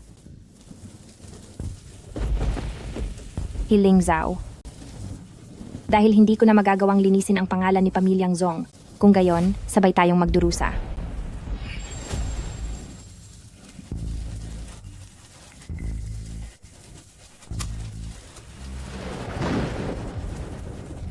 Jinding Clubhouse. Young Master po. Sabihin mo sa mga matatanda sa board. Huwag nila akong kukulitin kung wala namang mahalaga. Ang mga dokumento lang ang titingnan ko. Hindi po ito tungkol sa board. Ito po ay tungkol kay Master Young Master, tungkol po kay Miss Jong. Ayon po sa mga nakasama ni Master Young Master na mga anak mayaman noon, si Miss Jong Jongshu po ay hinila ni Master Young Master papasok ng kwarto at minaltrato hanggang sa wala na siya. Nang malaman po ng mga magulang ni Pamilyang Zhong ang nangyari, ay nagpatuloy silang mag-apela, pero para maprotektahan ang reputasyon ng Pamilyang He, Binayaran ng matandang lalaki ang mga saksi, hindi ba? Opo. Laging nakikipaglaban si Pamilyang Zhong kay Master Young Master. At para makawala kay Pamilyang Zhong si Master Young Master, nilagyan niya ng masamang gamot ang formula ng gatas ni Pamilyang Zhong dahilan para malugi si Pamilyang Zhong. Pagkatapos, nawala ang mag-asawang Pamilyang Zhong sa isang aksidente. Nawala ang kanyang mga mahal sa buhay at siya mismo ay napilitang mamuhay sa kalsada. Hindi ko akalaing si Lingling ay mag-isang pinasan ang lahat ng ito. Dapat mas maaga akong nag-imbestiga. Nang sa gayon ay hindi na niya hinarap ng mag-isa. Ang hayop na Healing Joe na iyon? Talaga bang gusto mong samahan ang batang si Pamilyang Zhong para kalabanin ang Pamilyang He? Gusto mo ba talaga na samahan ang babaeng si Pamilyang Zhong para labanan si Pamilyang He? Tungkol naman sa kaso ngayong araw, siguradong matatalo siya. Kung gusto mo siyang protektahan, hayaan mo siyang manatili sa ibang bansa. At huwag na siyang pabalikin habang buhay. Sasabihin ko na sa iyo ang totoo, nabayaran ko na ang abogadong humahawak sa kaso niya. Ano? Binayaran mo ang abogado ni Zhongling? Si Zhongling ay kumikilos nang hindi nag-iisip sa kahihinatnan. Hindi siya titigil hanggat hindi niya nakukuha ang gusto niya.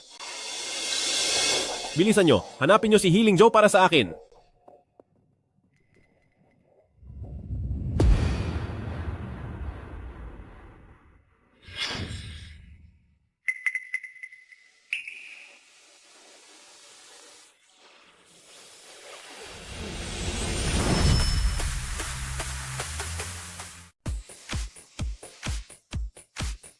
Limang taon na ang nakakalipas dahil sa isang peking formula ni Young Master He, nagawa niyang mapabagsak ang Zhong Group. Ngayon naman si Young Master He, sa pamamagitan ng pagputol ng lahat ng suporta, nagawang patumbahin ang Zhongling nang hindi ito nakapaghanda. Young Master He, napakahusay niyo. Bilib na bilib po ako sa inyo.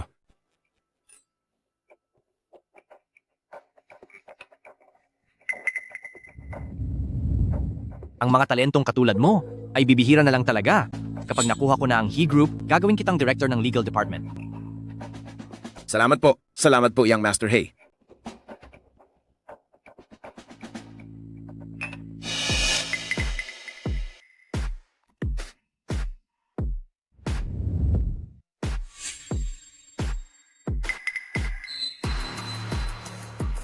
Wow! Ito, maupo kayo rito.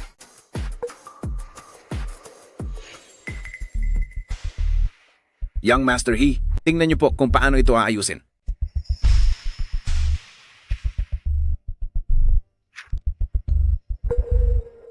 Ang babaeng ito, masyado siyang inosente, gaya lang ng tatay niya. Ang babaeng ito ay kasing uto-uto ng kanyang ama. Talagang gusto niya akong sumunod sa hukay ng pumanaw niyang kapatid? Nananaginip siya.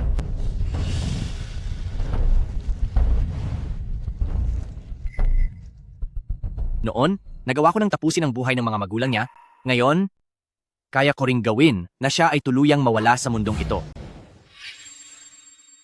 Sige, tama yan. Ang tindi mo talaga, Young Master He, Young Master He.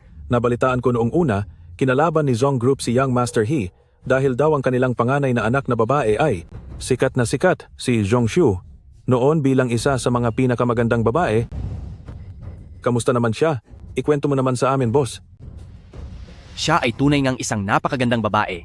Hindi lang maganda ang mukha, ang kutis niya pa ay napakakinis at napakalambot.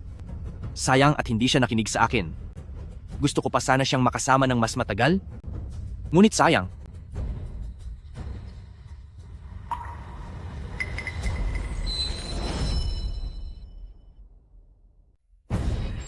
Hayop ka, matatapos ka rin.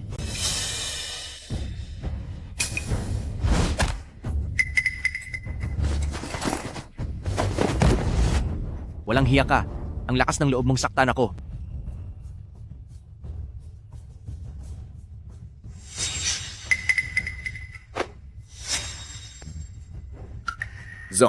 Zhongling. Young Master He, siya ang pamilyang Zhong ikalawang binibini.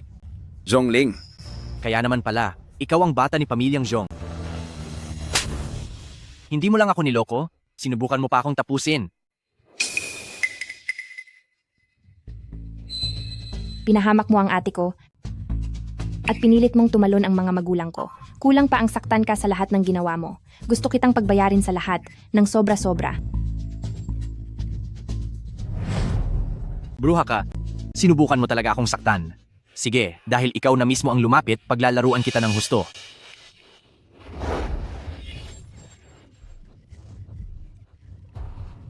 Walang hiya ka?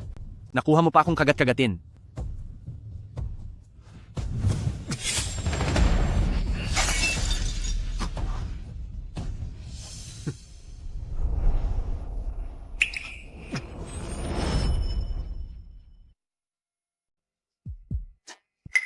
Hishaw, tama nga ako na may ugnayan ka sa walang hiyang babaeng iyan. Sige. Tamang-tama ang dating nyo. Dahil isasabay na rin kitang tapusin. Halina kayo, hulihin niyo siya. Panganay na master. Siya ang CEO ng He Group. Kumukuha lang kami ng sahod sa He Group. Paano po namin magagawa iyon sa boss namin? Isang hayop lang si Hishaw. Ako ang tunay na CEO ng He Group. Ang He Group at ang kumpanya ay dapat maging akin lang. Kumilos na kayo. Lingling? Okay ka lang ba? Lingling! I'm sorry, huli na ako ng dating. Hishaw, huminto ka. Susubukan niya akong saktan. Isa siyang kriminal. Pinoprotektahan mo ba ang isang kriminal? Ano naman kung pinoprotektahan ko siya? Kung may gagawin ka, sa akin mo gawin? Huwag mo siyang hahawakan. Hayop ka, Hishaw. Kung hindi kita parurusahan, hindi mo malalaman kung sino ang mas nakatatanda.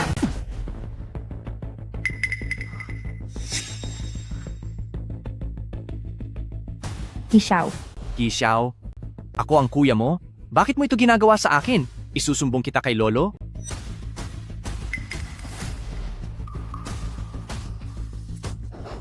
Huwag kang padalos-dalos.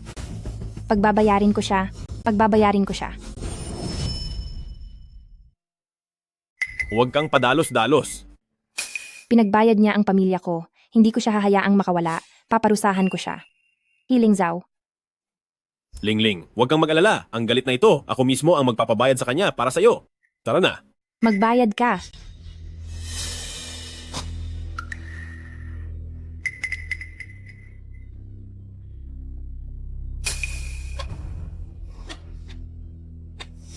Lingling. Lingling. Lingling. Lingling.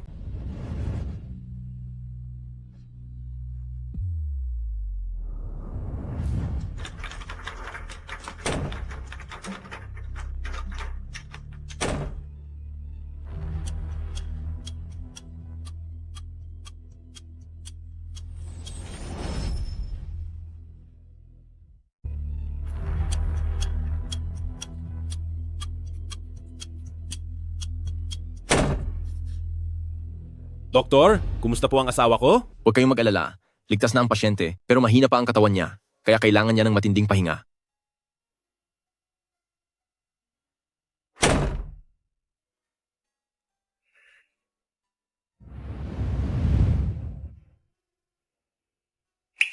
Papa. Mama.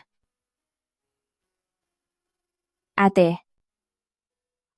Ate. Healing Zhao. Healing Zhao. Pagbabayarin kita. Lingling, kumalma ka. Tungkol sa nangyari kay Heling Zhao, hayaan mong ako ang bahala roon.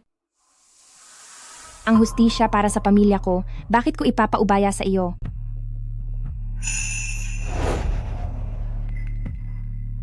Inutusan ka ba ni Pamilyang He? Nabantayan ako? Kung hindi, bakit ayaw mo akong hayaang tapusin ang walang hiyang Healing Zhao na iyan?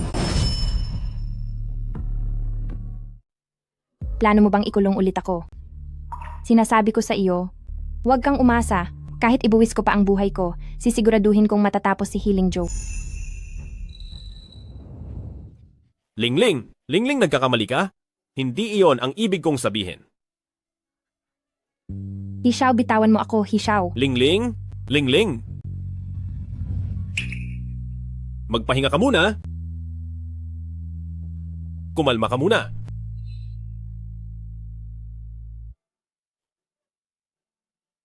Kumalma? Paano mo ako mapapakalma? Alam mo ba, ang pangalang iyon ay pangalan naming dalawa ng ate ko. Tunay siyang napakaganda at mabait, kailanman ay hindi siya nakipag-away sa akin. Noong bata ako, palagi akong nagkakamali. At selosa rin ako. Pero hindi siya nagalit sa akin. Uupo lang siya doon, tahimik at malumanay na tinitingnan ako. Ganoon siya katahimik na tao, pero bakit noong mawala siya, puno siya ng dumi? Bakit? Sabihin mo sa akin. Bakit nung nawala siya, ay puno siya ng dumi? Bakit mo sinabi sa akin? At ang mga magulang ko? Katarungan lang naman ang gusto namin. Pero bakit sa huli, sila pa ang kailangang mawala? Bakit sa huli, ay sila pa ang kailangang mawala? Wala na ang pamilya ko, kaya paano mo gustong kumalma ako? Paano mo ako mapapakalma? Pasensya na, kasalanan ko ang lahat. Huwag kang mag-alala. Siguradong ang Healing Zhu ay mapaparusahan. Ako at si Xiaoyi ay laging nasa panig mo dahil iisang pamilya tayo.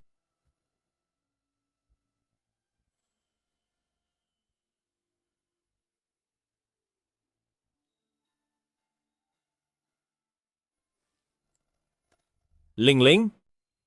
Huwag kang mag-alala. Hindi ko talaga palalagpasin ang ginawa ni Heling Zhou.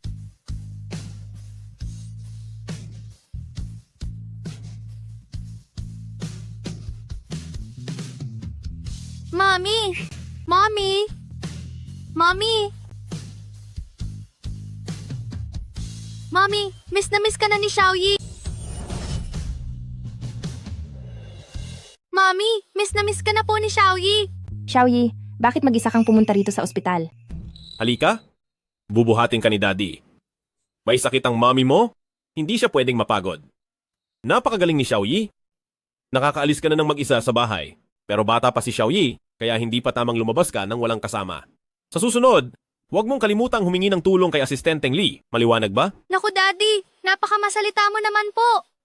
5 taon na po si Xiaoyi. Hindi na ako paslit na 3 taong gulang lang. Paano namang hindi ko malalaman na dapat may kasamang matanda sa pag-alis? Mommy, may inihanda akong regalo para sa inyo. Hintayin niyo po.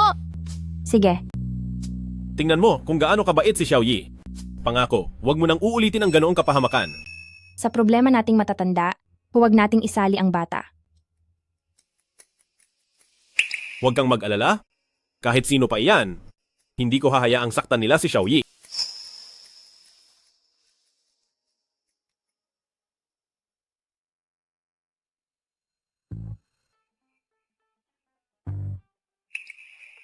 Iwan ko muna kayo rito. Mommy, maligayang kaarawan po. Ito po ang regalong inihanda ko para sa kaarawan nyo. Oo nga pala. Kaarawan mo pala ngayon. Kung gayon, ako ay... Kung may kailangan ka pang gawin, mauna ka na. Sapat na nakasama ko rito si Xiaoyi.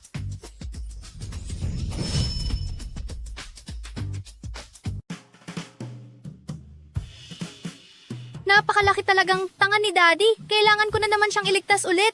Daddy, hindi ba't ikaw ang nagpahanda ng mga sangkap kay Uncle Assistant? Bakit parang bigla kang aalis na?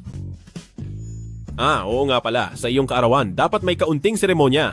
Itong cake, dapat ako mismo ang gagawa. Hindi nga nasayang ang pag-aaruga ko sa panganay ko. Maaasahan siya sa tamang pagkakataon. Xiao, sa totoo lang. Mommy, gusto rin pong gumawa ng cake ni Xiaoyi para sa'yo. Kaya lang si Xiaoyi ay mas maliit pa po sa lamesa. Hindi po matiis ni Xiaoyi na ang mami pa ang gagawa ng sarili niyang cake. Kaya hayaan na po natin si Daddy ang gumawa. Mami, gusto rin pong kumain ng cake ni Xiaoyi. Kaya payagan mo na po si Daddy na manatili rito. Ikaw talaga. Ano po sa tingin niyo, Daddy? Maaasahan po ba si Xiaoyi? Siyempre, ang anak ko ay ang pinakamaasahan sa lahat. Sige, gagawa na ako ng cake. Mommy, Bakit po? hayaan niyo pong silipin ni Xiaoyi si Daddy para malaman kung tumitira na siya ng cake. Ano? Si Daddy ba ang gustong tumira? O baka naman ikaw?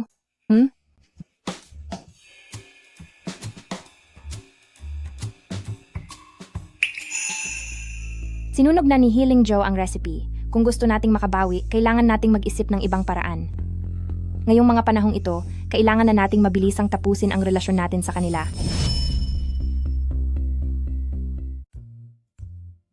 Gustong-gusto ni Mami ang prutas, dagdagan mo pa. Xiaoyi, pwede ba na huwag kang makialam? Pinaghirapan ko itong pakinisin. Paglalagay lang iyan ng cream, pero inabot ka na ng 30 minuto. Sa bilis na iyan, himatayin na si Mami sa gutom. Hayaan mo na ako ang gumawa. Mas maraming prutas, mas maraming cream. Gusto iyan ni Xiaoyi. Aba, hindi iyan tama. Ang pangit niyan.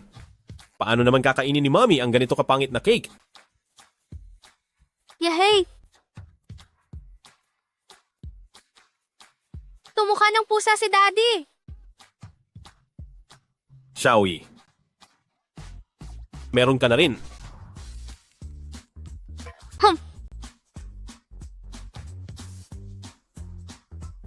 Para kang kutring.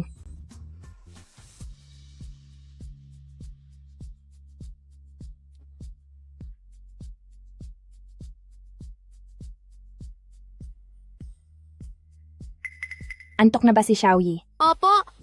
Kung ganoon, matulog na tayo.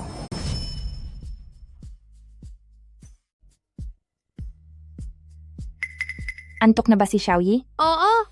Kung ganoon, matulog na tayo.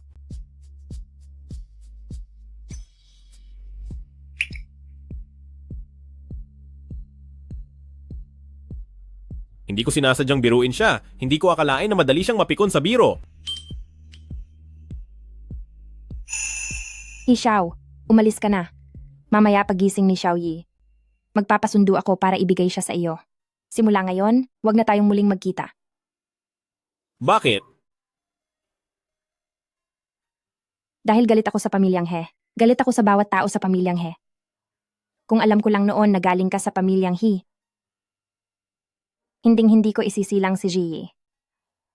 Ayoko nang magkaroon ng ugnayan sa kahit kanino sa pamilyang He, kahit pa ikaw, kahit pa ang sarili kong anak.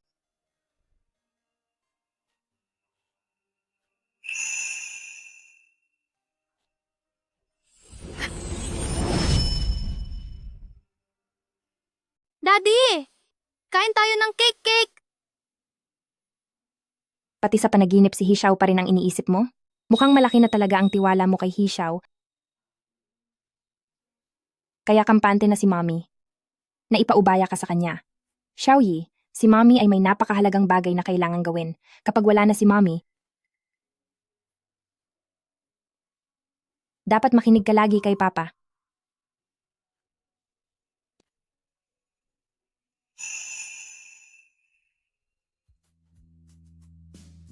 Hindi ba't kakalabas mo lang? Bakit ka bumalik? Kapag nagising na si Xiaoyi mamaya, sabay-sabay tayong kumain ng cake. Kundi ay tiyak na iiyak na naman siya. Tutal mula nang isilang siya. Tuli, sa bawat kaarawan mo, ay palagi kanyang sinasamahan.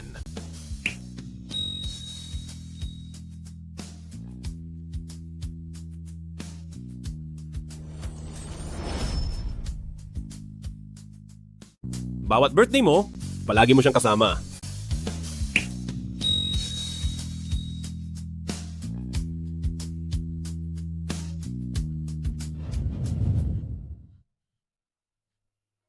Nay, Tay, Ate, tulungan niyo ako. Sabihin niyo kung anong dapat kong gawin. Sobrang sakit na po ng puso ko. Hindi pwede. Habang tumatagal ay lalo lang akong hindi makakaalis. Ang umalis na ngayon ang siyang pinakamabuting desisyon.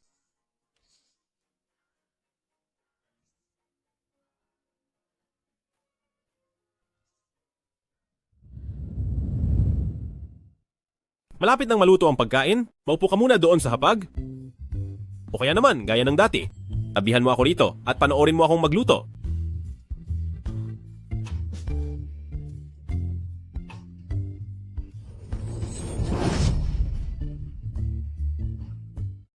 Heto na ang huling putahe. Wow! Napakaraming masasarap na pagkain. Ang galing talaga ni Daddy.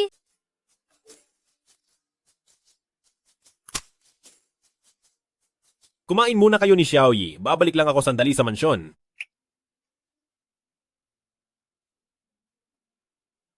Sige na, kain na kayo. Ang mga bagay na pinapaimbestiga mo ng lihim ay nalaman na ng matanda. Pinapatawagan niya ngayon sa mansyon. Siguradong mananagot po kayo rito. Ano po kaya kung huwag na kayong pumunta? Naitabi ng maayos ang lahat ng ebidensya at mga testigo, di ba? Opo, sir. Kung ganoon ay walang problema. Siguradong mapaparusahan lang ako ng kaunti. Hindi naman ito ang unang pagkakataon. Bantayan mo nang mabuti sina Lingling at Xiaoyi, lalo na si Lingling. Huwag mo siyang hahayaang makaalis. Sige po. Tiyak na matinding parusa ang aabutin ni boss ngayon. Malamang na mahigit 2 linggo siyang hindi makakabangon sa kama. Sino kaya ang pwedeng mag-alaga sa kanya? Masarap ba ang pagkain? Madam, masama po ang balita. Mapilit po ang batang amo na idemanda ang kuya niya at isinama na siya ni Elder He. Mukhang napakadelikado nito para sa kanya. Puntahan niyo po agad siya. Ano? He Xiao, alam mo ba ang pagkakamali mo? Wala akong pagkakamali. Walang hiya ka. Tignan mong mabuti ang ginawa mo. Sa loob lang ng 3 araw, mahigit 20 supplier ang nagkansela ng kontrata sa atin, pati na ang ibang mga partner. Ang iba ay sumusunod sa kanila, at ang iba naman ay nagmamasid na lang. Ikaw ang may gawa ng lahat ng ito. He, Xiao, para sa isang babae, idadamay mo ang buong pamilyang He. Sulit ba talaga ito? Third Grandpa? Mali po ang sinasabi ninyo. Ang sitwasyon ng pamilyang He ngayon ay hindi gawa ng isang babae. Ang mga pagkakamaling ginawa ng Healing Zhao ay dapat lamang parusahan, pinaaga ko lang ang kaganapan. Ikaw. Paano nagkaroon ang pamilyang He ng apo na katulad mo? Isang sumpa. He Xiao, kung wala ang pamilyang He, ikaw, He Xiao, ay nasa squatters area pa rin at nakikipag-agawan ng pagkain sa mga asong kalye. Huwag mong kakalimutan ang pinanggalingan mo. Kayo ang nakalimot sa pinanggalingan nyo. Dahil nung una, kayo ang nagmakaawa na bumalik ako sa pamilyang He. Kayo ang nakalimot sa pinagmulan nyo. Noon ay kayo mismo ang nagmakaawa sa akin na bumalik sa pamilyang He. Sinunod ko ang gusto nyo, pinalaki ko ang He Group. Dapat pa nga ay magpasalamat kayo sa akin. Lapastangan, tumahimik ka. May kasalanan ang elder brother mo. Sa loob lang ng ating tahanan, maaari mo siyang parusahan sa kahit anong paraan. Kahit pa ipadala mo siya sa isla at manatili doon habang buhay, wala akong sasabihin. Pero bakit mo kailangan idamay pati ang He Group? Lumabag siya sa batas, kaya dapat lang siyang parusahan ng batas. Para sa mga taong kaniyang naagrabyado at pinagbintangan ng mali, bibigyan sila ng katarungan ng pamilyang He. Sige. Kunin niyo ang mga gamit na pamparusa. He Xiao, hindi ba matigas ang loob mo? Ngayong araw ay didisiplinahin kita ng matindi. Titingnan ko kung hanggang saan ang tapang mo. Sige, saktan niyo. Bugbugin niyo siya ng matindi. He Xiao, huwag mo kaming sisihin kung wala kaming awa. Kasalanan mo ang lahat ng ito.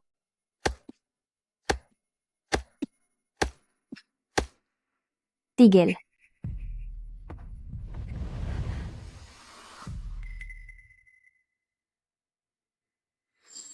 Kapag sinaktan niyo pa siya uli, bilang kaisa-isang survivor ng pamilyang Zhong, ay tatawag ako ng isang press conference para hiyain ang buong He Group sa harap ng lahat. Daddy, okay ka lang po ba? Okay lang ako. Ang pamilyang Zhong Group ay galing sa marangal na lipunan. Pero bakit ka pinalaki ng ganyan na walang kahit anong galang? Usapan ito ng pamilyang He. Anong karapatan mong makisali? At ano namang klaseng patakaran ang mayroon kayo kung pinagtatakpan nyo ang inyong apo na kriminal at suwail? Iyan ba ang tinatawag ninyong disiplina? Kung hindi dahil sa sobrang pagpapahalaga nyo sa inyong dangal, ay hindi magiging ganito kalala ang ugali ni Heling Zhao. At hindi sana nawala ang mga magulang at kapatid ko. Magbabanggit kayo ng disiplina sa harap ko? Nararapat ba kayo? He Xiao, dahil narito na tayo sa puntong ito, bibigyan kita ng 2 pagpipilian. He Xiao, dahil wala na tayong magagawa, bibigyan kita ng 2 pagpipilian. Una, iurong mo ang kaso at i-anunsyo sa publiko na ang lahat ng ito ay isang malaking pagkakamali. Pangalawa, putulin mo na ng tuluyan ang ugnayan mo sa pamilyang He. Isama mo ang babaeng iyan at lumayas na kayo ng napakalayo. Hi. Ako. He Xiao, manatili ka na lang sa pamilyang He. Kahit na umalis ka pa sa pamilyang He, hindi pa rin ako sasama sa iyo. Dahil ang nakaharang sa ating dalawa ay ang matinding galit dahil sa nangyari sa aking pamilya. Kaya mas mabuti pang manatili ka na lang ng maayos sa pamilyang He. Para sa aking Zhongling, ako mismo ang gagawa ng paraan para pagbayarin kayo.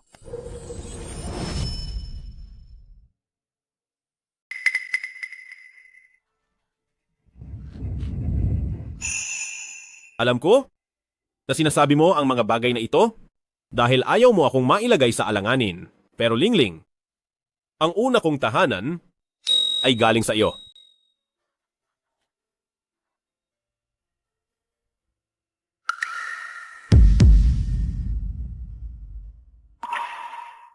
Lolo, marami po kayong itinuro sa akin at ramdam ko po ang tunay ninyong pagmamahal. Ngunit kumpara sa pagmamahal na may mga kondisyon, ang walang kondisyong pagmamahal ay mas dapat pahalagahan dahil ito ay mas mahalaga. Ikaw. Hi. Elder brother, elder brother, elder brother, huwag kang umalis. Hindi pa po natatapos ang problemang ito. Lingling, bilang isang pamilya, hindi na tayo muling magkakahiwalay. Pwede ba? Sige.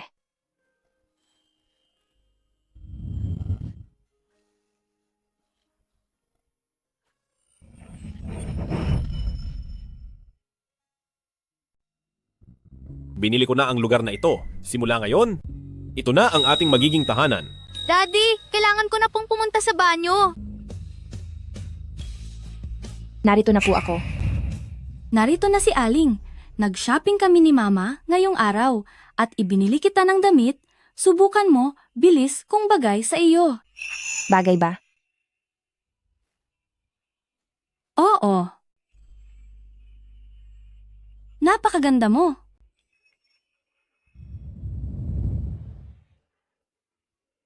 Nakuha na ang lahat ng mga ebidensya at nasa kustodiya na rin si He Lingzao. Huwag kang mag-alala, hinding-hindi na siya makakatakas ngayon.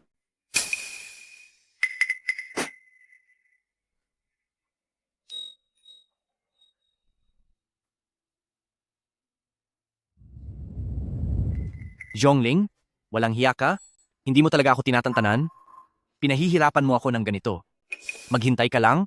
Bago ako umalis, sisiguraduhin kong matatapos kita.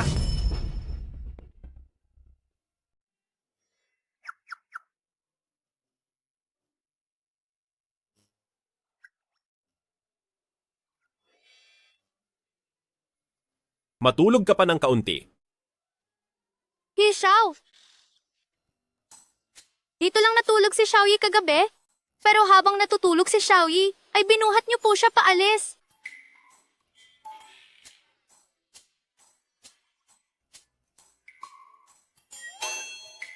Ano?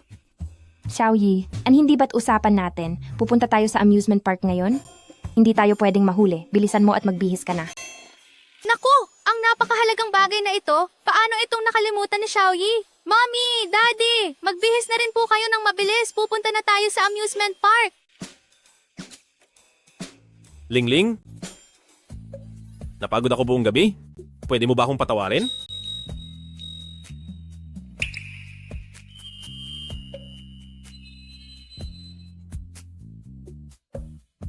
Tungkol naman diyan. Maliit na sinungaling. Kung saan isusuot ang singsing na ito sa hinaharap, depende na iyon sa ipapakita mo. Sa susunod, kung saan isusuot ang singsing na ito, ay depende pa rin sa ipakikita mo sa akin. Daddy, Mommy, tapos na po ba kayo? Heto na, darating na. Heto na kami. Maya-maya ay pupunta tayo para maglaro ng bumper cars. Okay ba iyon? Xiaoyi, masaya ka ba?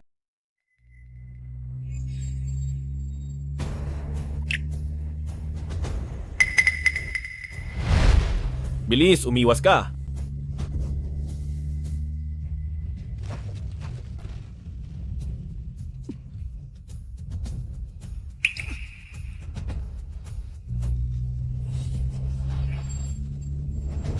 Xiao. Xiao. Xiao. Xiao. Xiao. Ang singsing. Singsing? Ang singsing.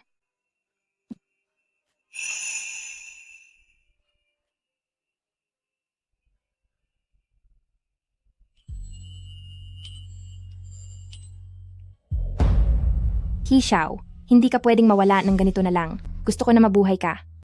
Gusto ko na manatili kang buhay, Xiao. Kailangang manatili kang buhay, Hixiao. Si Healing Zhou ay napatunayang may masamang hangarin. Dahil sa seryosong insidente ay hinatulan ng parusang kamatayan na dapat isakatuparan agad. Ang Zhong Group Mother and Baby Supply Shop ay opisyal ng bukas. Susunod ay ating tawagin ang ating founder na si Zhong Ling para magsalita.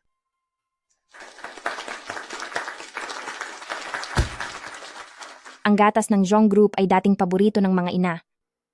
Ngunit dumanas din ito ng paninira, hanggang sa naging kinasusuklaman na dahil sa kontaminasyon. Ngunit ngayong araw, formal ko pong sasabihin sa inyong lahat na ang taong nanira sa Zhong Group noon ay naparusahan na. Ngayon, ang Zhong Group sa ilalim ng aking pamamahala ay magkakaroon ng bagong anyo at muling haharap sa inyong lahat. Ang kalusugan, kaligtasan, at sustansya ay mananatiling simbolo ng Zhong Group bilang pinagkakatiwalaang brand ng gatas.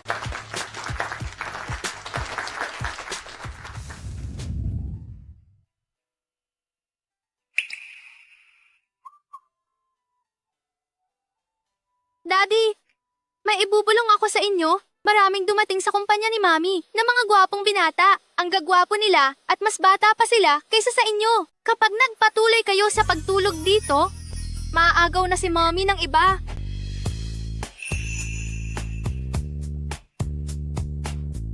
Kilalang kilala talaga ako ng anak ko. Nakahiga ka lang dyan, hindi ko alam kung kailan ka magigising. Baka mamaya, sumama na talaga ako sa kung sinong gwapong lalaki.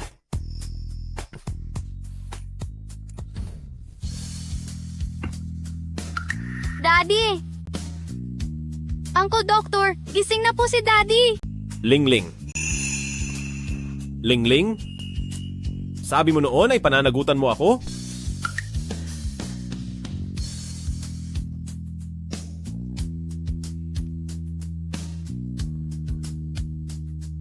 Lingling. Pakasalan mo ako. Pwede ba?